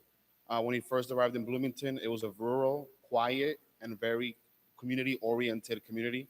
All his kids have attended Zimmerman Elementary. Desafortunadamente, Hace unos años escuché que venían unas bodegas que supuestamente traerían trabajos a la comunidad. He says that unfortunately, a few years back, he has heard about warehouses coming to his community with the promise of bringing good, well-paying jobs. Desafortunadamente, esa idea creo que era el principio de esta pesadilla, porque esas supuestas 2, 3 bodegas se han convertido en decenas. He says that unfortunately, to that news, the nightmare has continued, and the few promised warehouses have now turned into dozens. Y creo que en este caso es porque esta comunidad de Bloomington, todos los que están en los puestos de gobierno saben que es una comunidad de inmigrantes, 90% de hispanos probablemente, gente de bajos recursos y gente que el común que es tranquila y no se mete en problemas, y de eso es lo que creo que se han abusado los que han permitido todo esta invasión. He says that this invasion of warehouses has taken place because the people in power and those in political positions at the government level have understood that this is a community of mostly immigrant, Spanish-speaking community members, and as a result, they have taken advantage of that, and that's why the nightmare has continued. Pero para muchos de nosotros, en especial mi familia y yo, la gota que ha derramado el vaso es saber la venta de la escuela Zimmerman. And he says that the cup of water has now spilled with the news that Zimmerman Elementary is being sold. Una venta que ya sabemos que se hizo a puerta cerrada, sin tener hasta el momento ninguna respuesta. Puedo hablar inglés, entiendo inglés, pero quiero estar seguro de que mis palabras sean entendidas por todos. And he says that the selling of Zimmerman happened behind closed doors without any input or knowledge of the community members. He says that he would have liked to have been there, that he knows and understands some English, but he would rather hear it in Spanish so he can be more comfortable in his language. Y por eso es que he escuchado que les han preguntado repetidas veces por qué no tomaron en cuenta a la comunidad cuando se hizo esta junta cerrada, puerta cerrada, y hasta el momento escuché lo del señor que decía que para evitar demandas y hacerlo un proceso más rápido, cosa que al final eso de todos modos eso no sirve, esa no es una explicación válida. He says that multiple times the school district has been asked as to why the selling of Zimmerman took place behind closed doors. And he says that all the responses he hears from the gentleman in here today is that it was to avoid litigation and to avoid further issues with the selling of Zimmerman. And he says that that's not an adequate response as to the selling of the school. Lo único que quisiera yo agregar es que tanta bodega creo que va más allá del distrito. Ojalá que los asambleístas, la gente que nos representa en el gobierno, tomar en cuenta que así como votamos por elegirlos, también podemos votar por destituirlos, incluyendo los de la Junta Directiva de Bolton. He says that the warehouses go beyond the school district and it goes all the way to the top in terms of different political governmental positions. He says that he hopes that assembly members and other government position holders understand that the same way that people in the community can vote for them, they can also vote against them, including those on the Bloomington map. Eso es básicamente lo que quiero decir, y quisiera hacerles saber a las personas que se fueron de Bolton, de la mesa directiva, que no están aquí, pero alguien les puede decir que al final ellos buscaron el voto para tomar los puestos en los que están y prometieron ayudar. No sé si puedan dormir tranquilos sabiendo que traicionaron los principios de la gente que creyó en ellos. He says that he would like to tell the Colton Joint board members that throughout the process they have sought for their votes, and that he wishes to understand if they can sleep well at night knowing that they have betrayed the will and the power of the community to trust them to do the right thing. Ahora únicamente, yo creo, Ya el tiempo todavía. ¿podría agregar a couple of things por el tiempo que me tocó? Okay. Thank you. Ahora lo único que quisiera es, por ejemplo, estas personas, yo vine a este país como muchos de nosotros porque sabíamos que aquí se ejerce la mejor democracia del mundo, que yo creo en democracia, me encanta la honradez, la claridad. Y la política dice que muchos políticos hay una palabra que se llama demagogia en México, que es decir una cosa y hacer otra. Okay, he says that he came to the United States because he appreciates the democracy process, and I appreciates the democracy, and that's the best process that he likes overall. He says that there is a term in Mexico called demagogue, to act and say for people who say certain things and do the opposite. Desafortunadamente ahorita pienso que nos quisieron cambiar el motivo del meeting porque las personas no quisieron escuchar lo que ellos saben, los de que se fueron. Agradezco al sheriff y a ellos su participación, pero no quisiera pensar también que Time, sir. Thank you. los íbamos a Jorge agregar. will, Thank you. Jose will finish Thank translating you for so you. much. Thank you. We appreciate you being here. Go ahead and translate what he said last. Yeah, he just says that he appreciates everybody coming out, the sheriffs, and that he had wished that the Colton Joint board members had stayed to further address the issue. Thank you very much. Next. So next, we have, I believe it's Ephraim Perez and then Ana Carlos.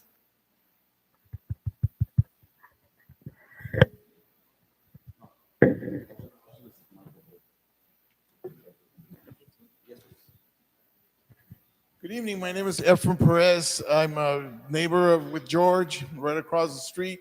I've been here about 7 years. I don't agree with all of the industrial projects that are happening around Bloomington. Especially where they're near the schools and other people's homes in our community. It hurts our health by respiratory problems that plagues a lot of people, like asthma, and I feel that no one is concerned with the traffic problem. It's in our streets. That I know this project, we are aware of like this one. We don't know how many more are in the works that we are not told about. Trucks over 5 tons do not adhere to the law. They're in our streets, and unfortunately, we don't have enough traffic police to stop these people from going down our streets. Our population is growing. When the gentleman was saying that we want to protect our children, but to send them to another area of Bloomington, they have to cross this busy street, and people are eating all the time, which I was not aware that this would be a good place for people to come and race their cars in Bloomington, especially the ones in LA don't know about this place, which is good. Our population is growing. The gentleman said that if this project goes on, he says, oh no, our options are going to be pretty much or maybe the same as the old school, if it even goes through. But they have to understand that our population is growing. They're not going to stop having children. They're going to need more room in their schools. But I oppose the, the project, but, you know, it's, when they say, well, we already sold it, you know, so it's not, what can we do? We can, hopefully, somebody can stop the project from happening in another project that's coming along, so they can better do the research, especially for the pollution in our area. Thank you.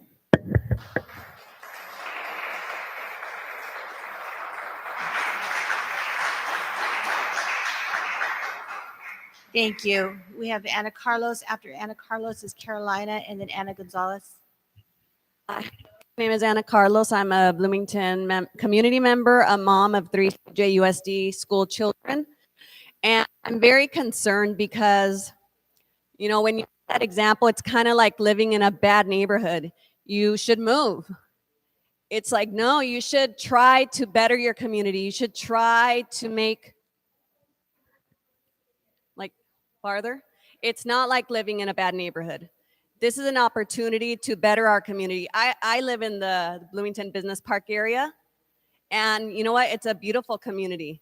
And I'm fighting for my community, and that's what I want to see from the Colton Joint Unified School District. That's what I want to see.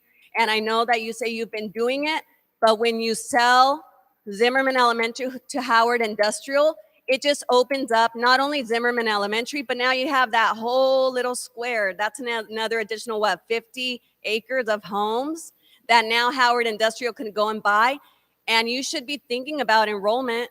So now this is turning in from a 213 acre project to now maybe 200 acres. You think they're not going to come after that whole little square around Zimmerman, all those homes? They're next. Sure, they're next. And like Joaquin said about community engagement, and we were a little bit scolded, where were you guys? Well, we didn't know. It's important for the MAC to tell us about all these projects, not just pick and choose which ones you want to tell the community to oppose. We want to know about all these projects. We're fighting for our community. We're fighting for our air. We're fighting on that map. That's the air quality we already have. It was red. What are we going to get after this Bloomington Business Park comes in? And you know what? All those students that you're going to be still servicing in Ruth O. Harris Middle School, Bloomington High School, Zimmerman, Sycamore Hills, they're not leaving. They're still going to be there, including myself.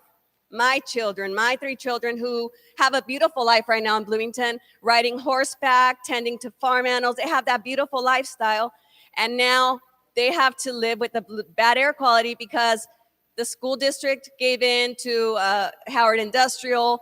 The MAC is supporting Howard Industrial.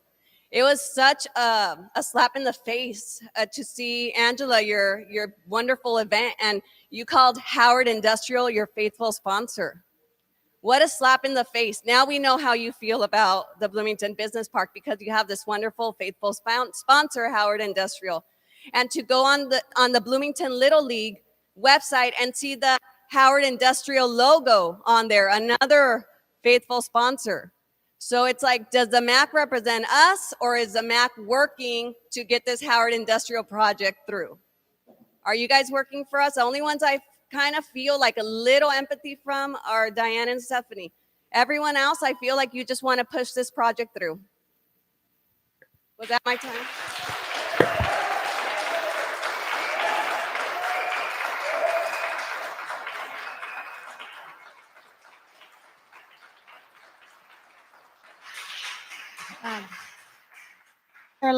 Carolina's next, and then Ana Gonzalez, and then Roxanne Bazo.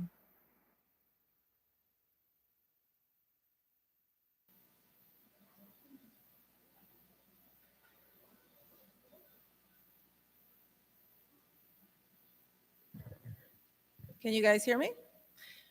Good evening, everybody. So I know that there's some things that I want to direct to the school board, and that's going to happen tomorrow at the school board meeting. So if anybody wants to go, it's going to be tomorrow. But I do want to say to the MAC board is this presentation skipped a lot of steps. I think that before saying that a deal is a done deal, you definitely should take community input. Now they're saying that this was done behind closed doors for, to avoid further litigation or things that we're not supposed to know. But on Monday, there was a meeting for the parents of Zimmerman students that was only for Zimmerman parents. And who was there? Gary Grosich. I watched as he high-fived Israel Fuentes, Pat Harrow, and the rest of the board members, and he was led on to that school, no questions asked. When I went up to the office, they denied me entry to the meeting.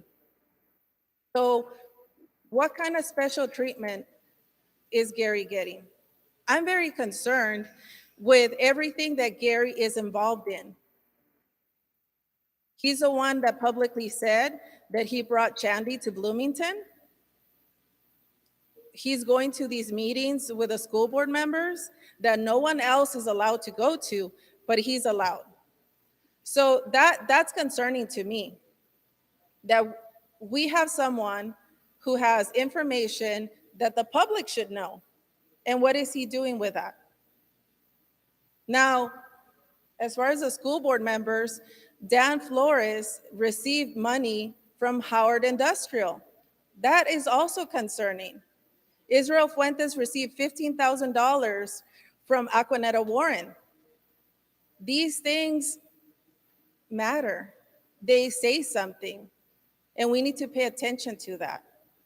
So I don't know that Gary should even be on the MAC board when he's having all these sidebars with all these different organizations. For me, that's a big conflict of interest. So that's that, And the other thing I want to say to everyone, we need to pay attention to who is on the school board, who is on the water board. We just have someone that was appointed to West Valley Water Board to represent our area, and that person is not here.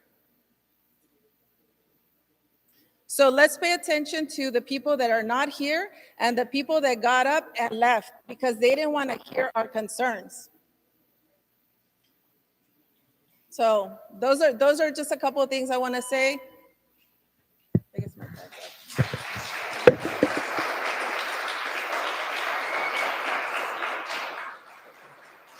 And I know Ana Carlos, I called you next, but Roxanne's already up if you don't mind. Thank you. I appreciate that. Ms. Bazo, go ahead. Can you guys hear me? Thank you, Ana. Okay. First of all, I'd like to say thank you, Colton, for coming. Thank you for possibly deciding what we're going to do with that property. Since it's been known, you guys have bought it back in the late 60s to 80s. When Chandler first decided they were going to move there, I was the first one that said, whoa, wait a minute. You're putting a school by gas station. Didn't you just remove a gas station across from Colton High School? Okay, so that's bypassed. So thank you for that. I'd also like to say thank you for the transportation. You've got a great department. You fixed my problem of walking the Taylor Street kids and Sierra Crossing kids to school and then having to go back to them. It's a little hard for a blind lady to go past that. Joe Baca, I'd like to know what's going on with the illegal truck parking lots because we have 3 new ones on our street and one of them has 11 trailers and it's only slotted for 1 trailer and 1 tractor. Now, this thing about Gary, he left before the meeting. She forgot to mention that. And Howard Industry. I have fought and fought and fought for Bloomington to become a city, for us to have a voice to go up against those supervisors who decide what is best for us. If we do not get Howard Industry, we will turn into Rialto. We are not a city, we are not a town. They are slotting to take us because we are getting money, finally, income, more than just the car sales and the bed and breakfast. We're finally getting money. We're finally going to be on the books of, ooh, Bloomington's growing, we need all that land. So the coalition, who thought they're doing such a great job, you guys screwed up. Harupa Valley, you know, I'm tired. You guys, there were filters and they got them all. Did you guys, for your EPA, speak up for Bloomington down there? Not a one. Not one. So all those houses and all those complaining about all that pollution down there, because you guys didn't get them, and you guys are going with those EPA coalition who hasn't done anything for Bloomington when they had a good chance to prove and do something for us. Yeah, I live on this side of the road, but I fight for the entire part of Bloomington. I have since I've been little. We got gobbled up by Fontana. We used to be all the way to Etowanda. Also, Thank you, Roxanne. when We have- is the wall for the freeway being in our area? Bacchus. Thank you. We have Anna Gonzalez.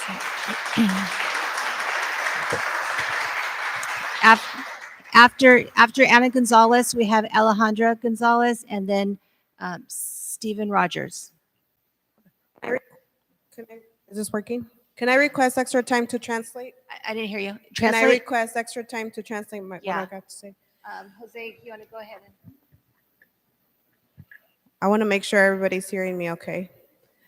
Okay, good evening, buenas noches. My name is Ana Gonzalez. I represent CCAJ. Yo represento el Centro Comunitario de Acción y Justicia Ambiental.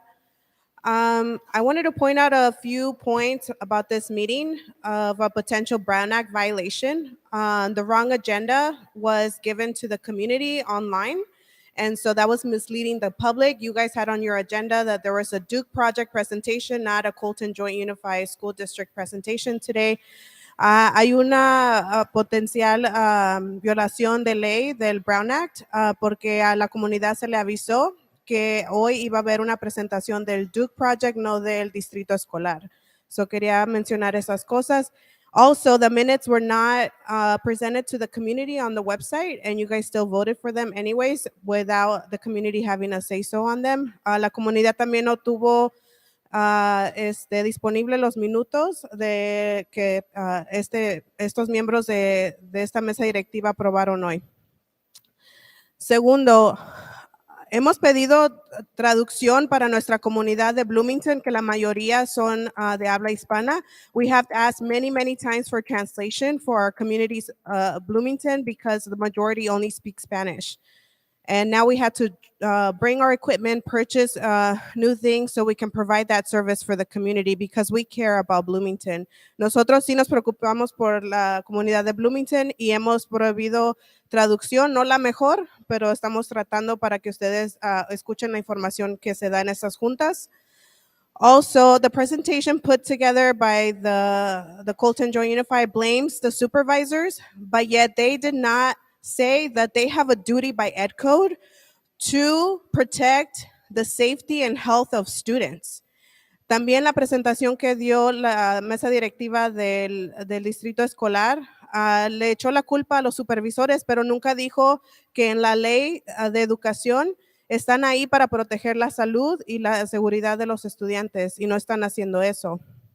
Also, 97% of the students at Zimmerman are Latinos. This seems to me like a lot of discrimination against our Latino community. La mayoría de los estudiantes de Zimmerman, el 97%, son latinos y esto se mira como discriminación hacia nuestra comunidad latina. Y el liderazgo de este distrito no hizo nada para que la comunidad estuviera al tanto de lo que estaba pasando en la venta. The Colton Joint Unified District did not inform the community about the sale when they could have. Even though there's potential litigation going on, they have a duty to inform the community. Many owners don't want to sell their houses anymore.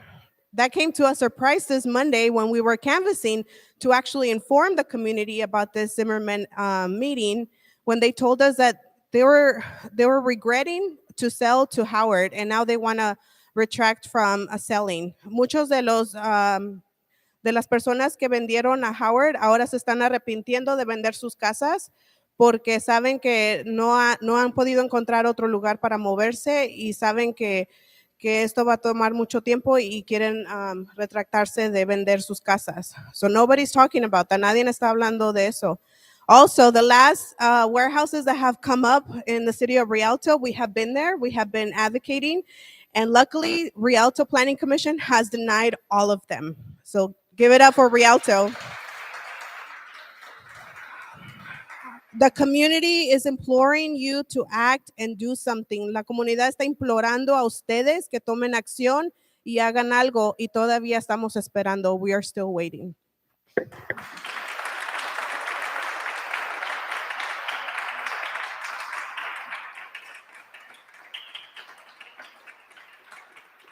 Next we have Alejandra Gonzalez and Stephen Rodgers. Stephen Rodgers,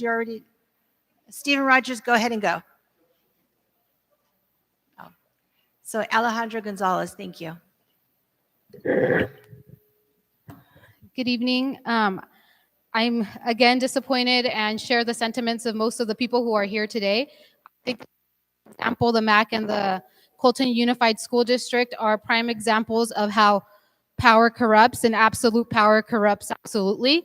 I think the fact that Howard Industrial is giving Angela and Little League that she oversees money, as well as Dan Flores money, is a prime example of how we continue to be at the Bloomington community continues to be at the hands of individuals that truly do not care. I appreciate some of the challenging questions that you posed today, but I also want to acknowledge that the Bloomington community, you have to give them a little bit more credit. I know you mentioned, some of the people aren't as educated, some of the people may not understand. No, we understand, and that's why we're here. If we didn't understand, we wouldn't be here. You wouldn't have month after month filled rooms of people coming after work in a working class community, coming with their children during their time of dinners, being here, expressing their concerns to you, and you continue to do nothing.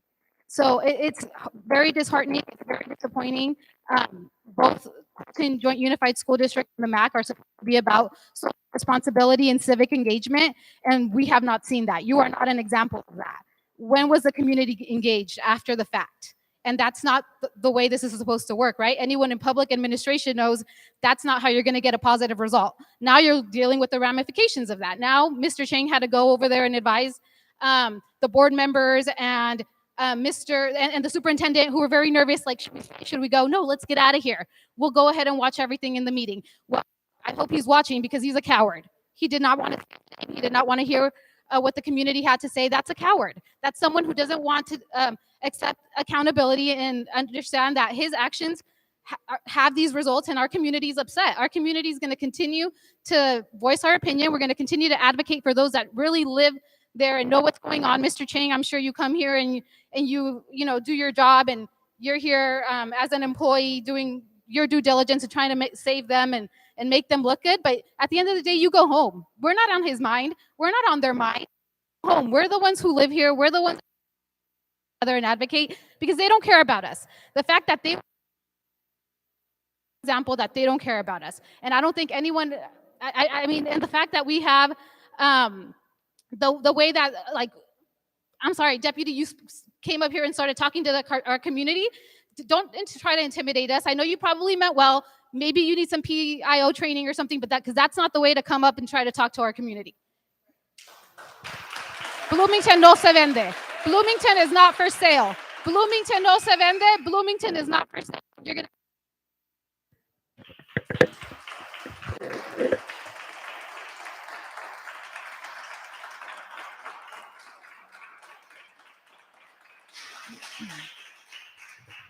Stephen Rodgers.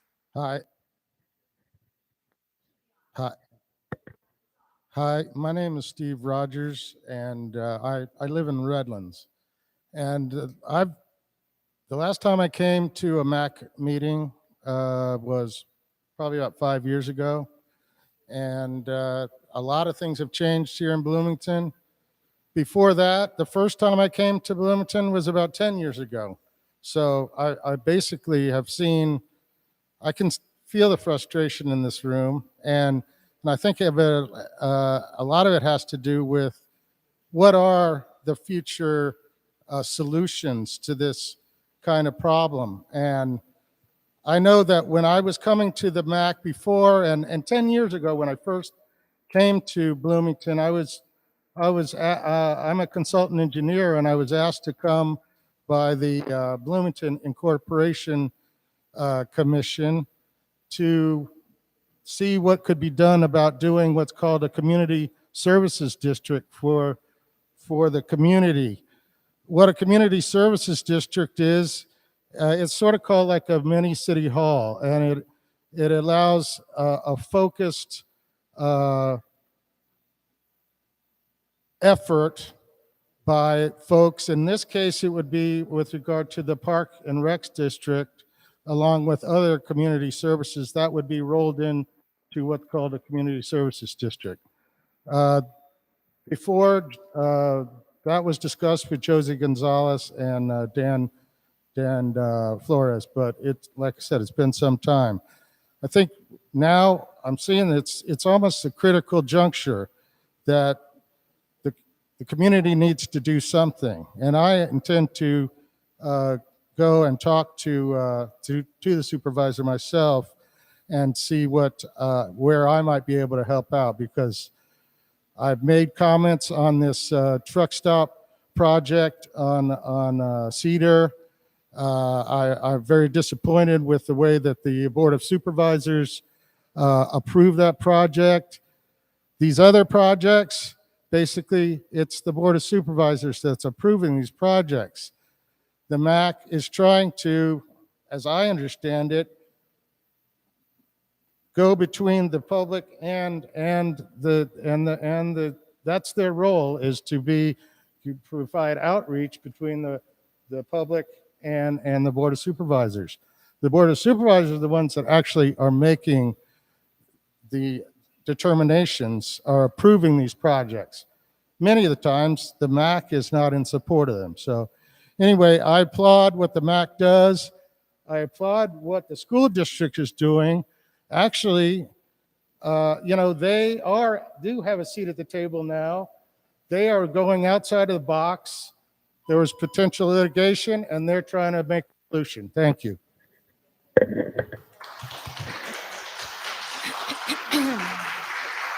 So public comment is closed now. We have discussion items. Do we have any old business? Any old business? Okay. Any new business? Okay. The next we have community events. Do we have someone who's going to talk about Saturday, the Ayala Park grand opening? I know that Aaron Spear did talk about this. He shared about it, so I think that's good. If you want a flyer about Saturday, it's right here. Go ahead and grab it. Okay, actually, community events, go ahead and. So community events, so Bloomington Little League, we are currently taking registration for Winter Ball. What else? Oh. So we're currently taking registration for Winter Ball.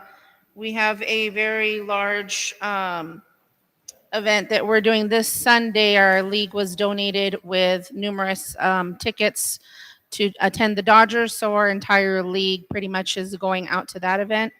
And other than that, that's about all we're doing. Do you want to talk about that minute, or do you want to wait till the end? So last night, we had a really good program. It was our first ever night out at the park. What is it? I'm sorry, National Night Out. So it was actually a really great opportunity to be out there. Excuse me.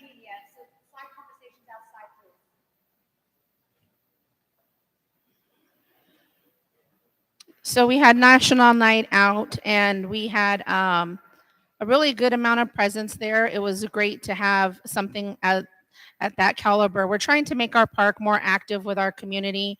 We have numerous events at the park all the time. And other people, Diane and Gary, we've all volunteered there at the park. County county events, as much as we are able and allowed to attend, we try to make our presence known there. But yeah, we had a really good event. The sheriff's department did an amazing job representing, bringing people and other entities out, other resources to our community. So it's a great, and we're hoping to build on that for the years as well. Of other things at the park to the community as far as things that are important to them.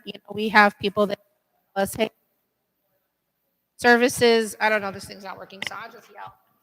So we're looking for services, or we'd like different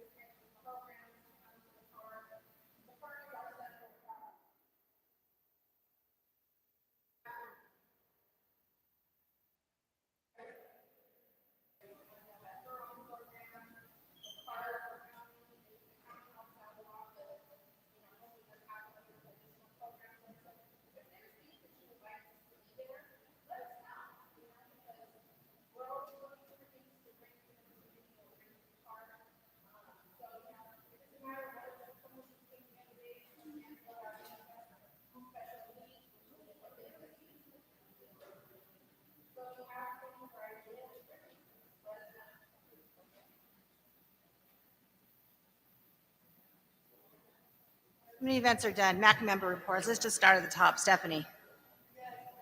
Go ahead and use the microphone if you don't mind. So, hello. Okay, thank you, Jorge Perez. Muchas gracias por lo que dijo. Usted está bien en lo que dijo, porque yo creo que sí tenemos que llevar esto más arriba. I'll repeat what I said in English. I agree with what George said in saying that this is an issue that actually goes beyond us, and that we need to speak with Daisy in regards to talking to our state legislator. Hay una muchacha que se llama Daisy. Ella trabaja para el legislaje, perdón, del estado, y por ahí tenemos que empezar, por el estado. Y si ellos no nos oyen, el Congreso. Esto es un problema que yo tengo una página llena de notas, de preguntas, y tengo que hacer mi propio, como decir, research. I want to do my own research in regards to all these projects coming in here. And again, we have to take this up to our state legislator, and then if they don't listen to us, take it up to Congress. But as a united front, we can do it. I've seen it in other communities. I wish more people would have stayed, but I know that you guys will send the message. Honestly, just thank you guys for coming. I understand the frustration. I feel it. And we'll fight on. Thank you.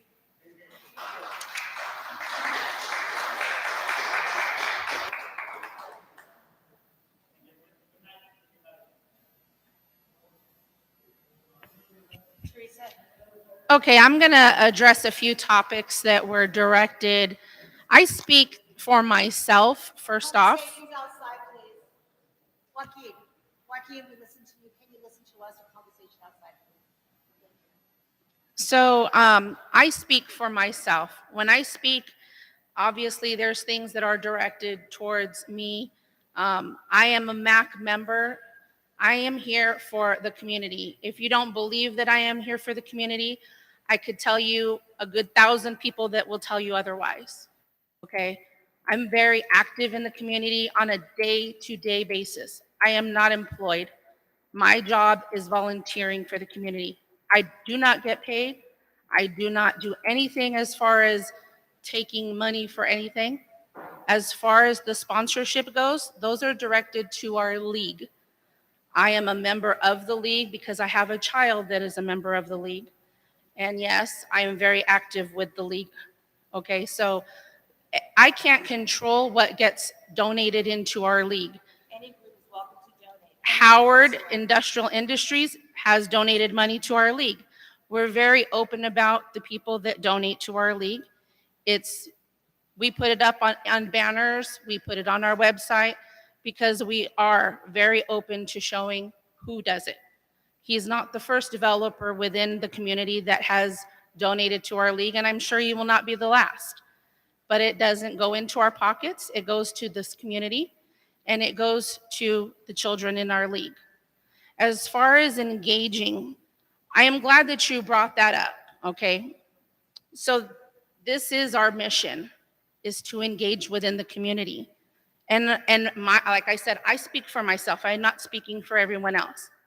I engage in the community, maybe in a different manner than you do, and your agency. And I applaud you guys for what you do, and I thank you for that. Because I want to tell you, first off, getting the word out there is a very difficult thing to do. We have tried, and as you know, as many doors that you've knocked on, as many people that you've reached out to, a handful maybe come out to the meeting.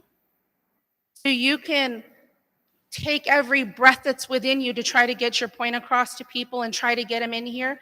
But at the end of the day, it's the residents' responsibility to come to the meetings, to be engaged within their community, to get themselves informed and involved. The information is out there, especially with the technology that we have nowadays. Back when I heard about the MAC meetings, I didn't even know that they existed. And there was no technology where I could jump online and see what was going on. Now it's at your hands. I publicize it on our pages, even though it's not directed, it's not Little League related, because I'm trying to get the word out. Many of us have tried. And if we have a joint effort to continue to do those things, hopefully we can get more people out here. We have to work together and build a relationship together. Hold on, I'll let you, you know what, I will let you say something to me. We have to build a relationship together as a community, not as your agency, not as the MAC, as a community, as residents and people that care about Bloomington. Because we can't get things done if we're constantly battling against each other. We're here for you guys. Some days we're not going to agree. Some days we're not going to be on the same page. That doesn't mean that we are not here. You may see me at a groundbreaking ceremony for the Shandy Project. That doesn't mean I'm a wholeheartedly I agree with that project. I am there because I represent the community. I don't pick and choose. I'm gonna do this one. I'm gonna do that one. I'm here for every single project, good or bad, agree or not, because this is our community. I have to support whatever happens within the community, whether I agree with it or not. I am a neutral party. Do I have my own opinion? Absolutely, just like everybody else. But at the end of the day, everything that I hear, no matter where I hear it from, I take notes all the time. I care about what everybody has to say. I listen to you and I respect you, and I expect the same in return. The other thing I would like to address is that I tried to go to the meeting at Zimmerman as well, because I felt what great way to hear that information. We are not allowed because I am not a parent. I felt as a MAC member I should be there so I could hear, so that I can take that information back as well. So it wasn't singling out and letting Gary in. Gary was declined to go in as well. Okay, so there wasn't any favoritism. Unfortunately, that's kind of one thing I would think that we could be able to say, hey, you know what? I would want you to go in there because I would want you to be able to hear something that was said. But you know what? Today was our day to hear it, okay? Tomorrow there's the board meeting. So there are other opportunities. There's not only just one opportunity. We can pick up the phone, we can send emails. There's a lot of different ways we can reach out when there's things that don't go the way that we hope they are. So I would just like to say, first off, I like to just work with people as a community, not because I'm a MAC member, not because I'm in Little League, because I'm a resident that cares about this community. Okay, so at the end of the day, if we're all here for the same thing, we should be able to work together. So that's just my spiel, and I want to thank you guys. I want to thank the people who are here sitting in the audience. I want to thank the ones that come time after time after time. I know sometimes it is exhausting and you think we're not listening, but we don't have the power that a city has. I wish that we did. That's why we're here. We're trying to make changes so that one day maybe we can make those decisions for ourselves. But right now we have to deal with what we have. And we have to move forward and work to try to get there. But we have to accomplish those things, and we can only do that working together. Thank you. Hello.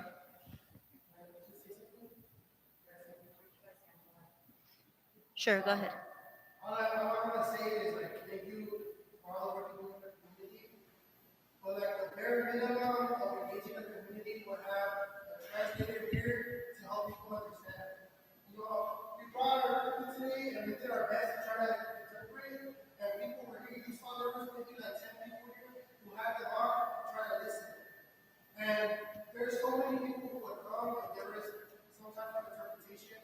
So, you know, I hope you guys are working on that because I know my mom only speaks Spanish. You know, I'm not Paredes. I know that a lot of your neighbors only speak Spanish.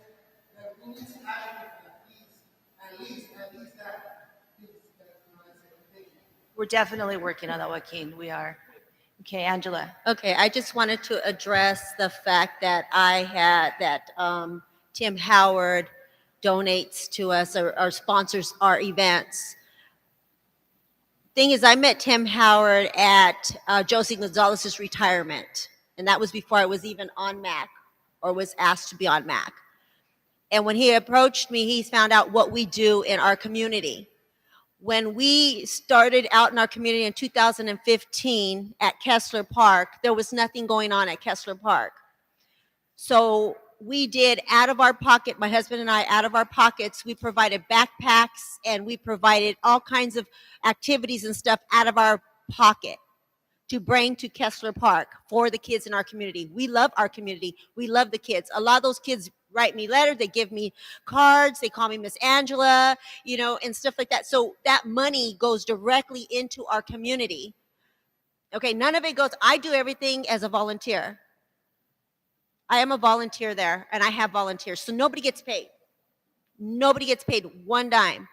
So when that money comes in and we're supported, it is to put on events that go out to our children in our community. How do you think we can put those events on?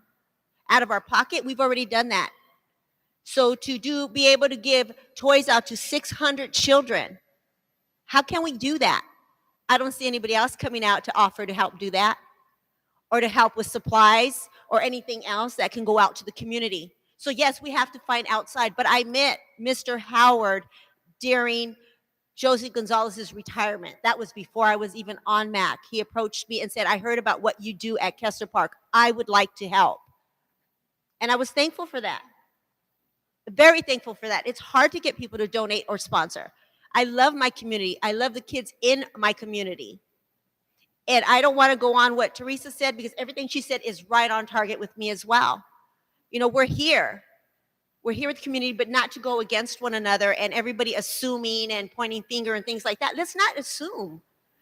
You know, I don't go to a lot of the projects that are happening, I don't know nothing about as well. So I'm hearing for the first time today on some of the projects. You know, but we're here to be a voice. And when somebody comes out and tries to attack your character, it's one of those things. Is that what we're supposed to be doing? Attacking one another's character? You know, it's okay. We're going to agree to disagree. There's projects that I'm not okay with. But I'm going to agree that it's about community at the end of the day. It's about my community. I'm a Bloomington resident and I love Bloomington. And unfortunately, we have to make some kind of changes, and they're not always going to be the things that we like, but there's going to be some changes.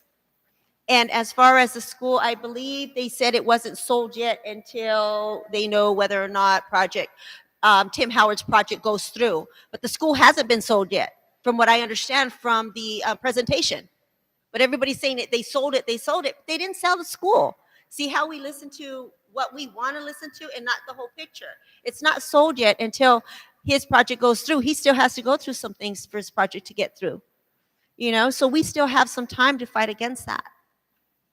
You know, but they're just trying to, you know, we're trying to make things, you know, things that possibly happen. So again, I don't want to go on to what Teresa said. Thank you for coming. Thank you for coming. We're here to support you. We're here to support our community. We love our community. And thank you for all your, your hard work, your efforts, and your passion. Thank you for your passion, because I'm just as passionate, but I have to sit back. But I have a lot of passion, and it'll get me in trouble because of the passion that I do have. I'm gonna be honest. Okay, so thank you again. Thank you. Thank you. So I'll go next. I want to address a couple of things that were said, but I know some of those people aren't here right now. Carlos made a comment about, we want to know about the projects. I agree, we want to know as well. We find out when you guys do. So that's something that we're working on with our Board of Supervisors, that we can find out projects as soon as they're in the works, so that we can find out about them and bring it to our community and discuss them and openly engage about that. Joaquin, you're next. We do care about our community. I don't know, you probably see it today. I'm physically exhausted right now. I was on a 14-day deployment to the wildfires up in Yosemite, 16-hour days, not including commute and everything. I got back Monday late night. I went back to work 6 a.m. on Tuesday morning. So I'm physically exhausted, but I wanted to be here for our community. If we weren't here, you guys wouldn't have your voice in this forum. You would have a voice. You have a voice. I know that. You go door to door. I respect that. I commend that you go door to door. But this forum would not be here if we weren't here. That's what we do. We facilitate conversation here, public comment, presentations. We make sure that that goes forward so that the supervisor can know what's going on. I told you guys before, when these public comments come in, my blue writing is just my notes from what everybody said. And this goes directly to the Board of Supervisors. This goes to Supervisor Baca. He sees public comment, what is said and what's done and what those notes are. So that does get passed on. Regarding the agenda, all the MAC members informed the staff about that, and we did let them know that the presentation was the Colton Joint Unified School District and not the Duke presentation.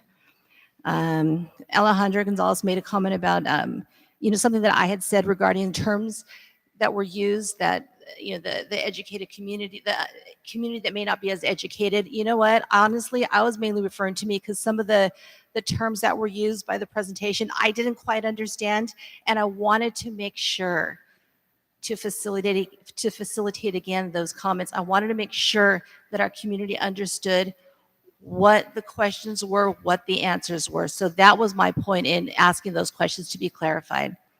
And then someone else, I don't remember at this moment, somebody made a comment about the minutes not posted. The minutes won't be posted until we approve them. Part of the agenda is minutes. We approve them, and just like Anna. So Gary made a comment that the minutes were not correct, and so we're amending those. And so we move that forward to approve the minutes with that amendment. Once that amendment is done, those minutes are approved, and those minutes will be posted. So in any meeting that falls under this particular, I can't even think of the word right now, but minutes are posted after approved in any board meeting. So that's just how that works. That's all I have. Thank you for being here. Thank you for those who stayed throughout the whole meeting. We'll do Anna and Gary last. So Anna. We'll do Anna. You go last. Because you'll be a little bit longer than most. Okay. So I just want to say thank you to everybody for coming out. I did want to mention, somebody mentioned about there's only 2 people on this board that care about the community. I don't know how they go about that, because I care about my community. I live in Bloomington, right across the street from a warehouse. I have to travel through a lot of traffic as well. I volunteer in my community every chance that I can. My mom used to volunteer there, but due to COVID, she hasn't been able to. My family is active in the community. You might not see it. You probably barely know me because I just started on the board, but I care about my community. I'm not very good with public speaking, so that's why I'm quiet most of the time. But I do care about my community, and I am involved any minute that I can. So I just thank you and appreciate everybody for being here. And I couldn't hear what you said about me just a few minutes ago. I just said that I know that a lot of your neighbors speak in Spanish, and I which I do because my husband himself, he's not too fluent in English, and everything that says here, he was actually here in the audience today, and you talked to him. You know what I mean? So I do advocate, but my neighbors, there's only like maybe 1 or 2 neighbors that I don't even know that my husband has been talking to in regards to the stuff that happens. They actually wanted him to come out to the warehouse across the street, and I don't know what the involvement was, but I do care about my community. So I just wanted you guys to know.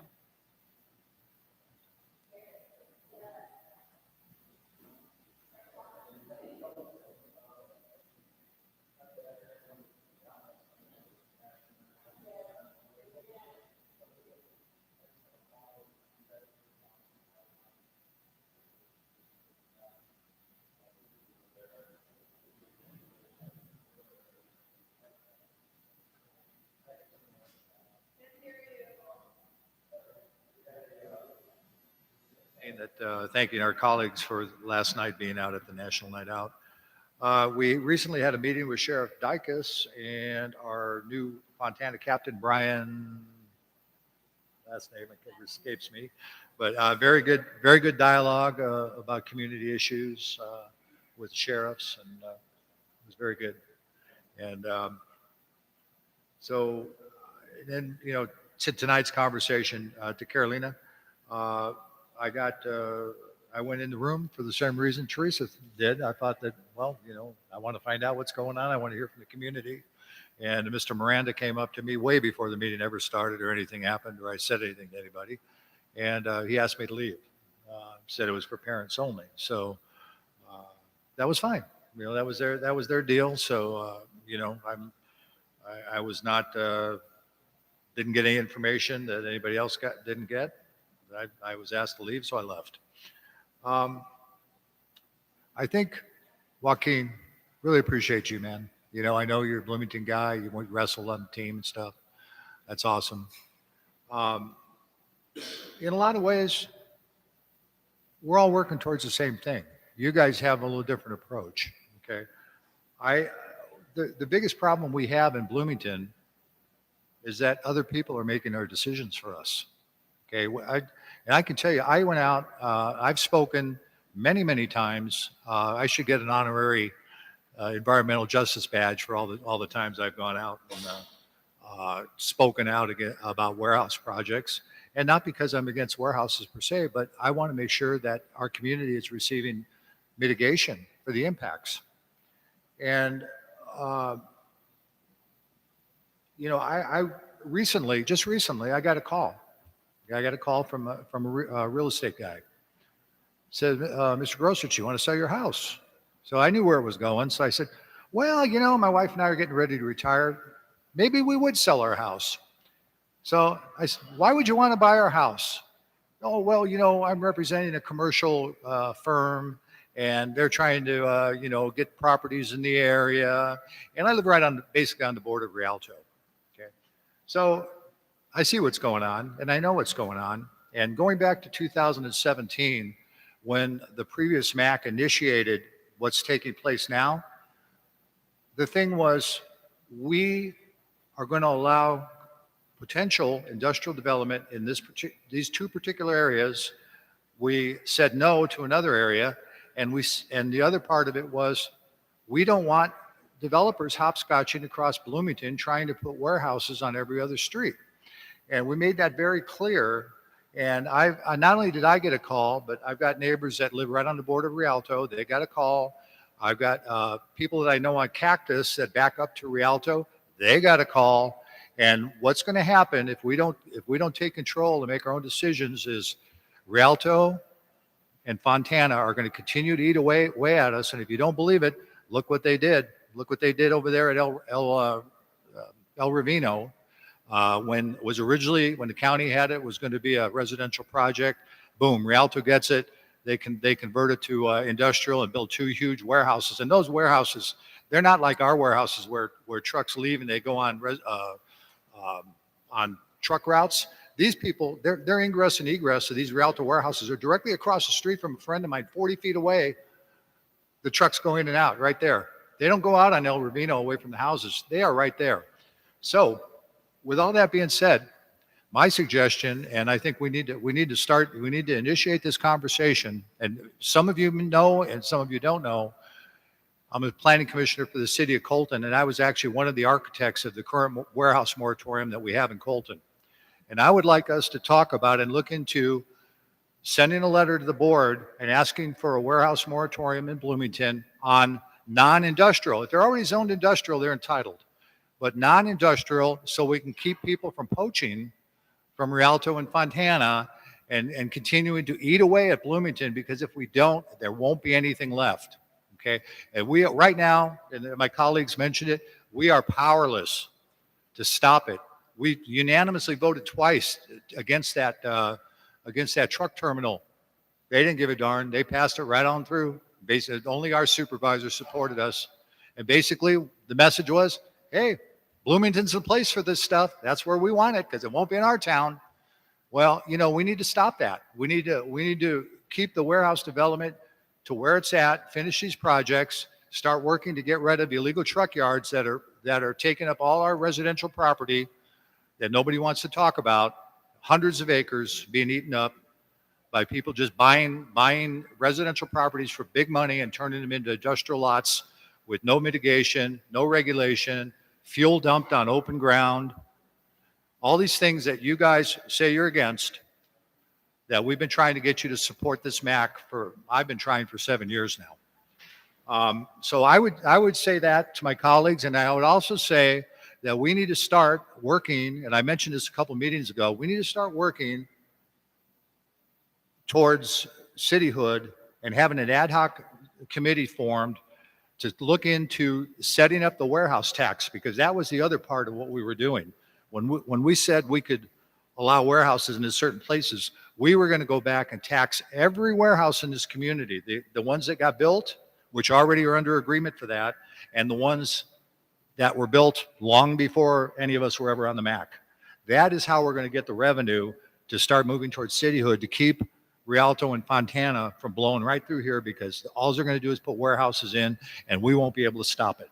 We are right now, we're a loser. We're being subsidized by the county, and nobody, no city next door to us is going to annex areas unless they have a plan to make it into a winner, and their plan will be to build warehouses, I guarantee you. So if we really want to deal with the problem, we can work together.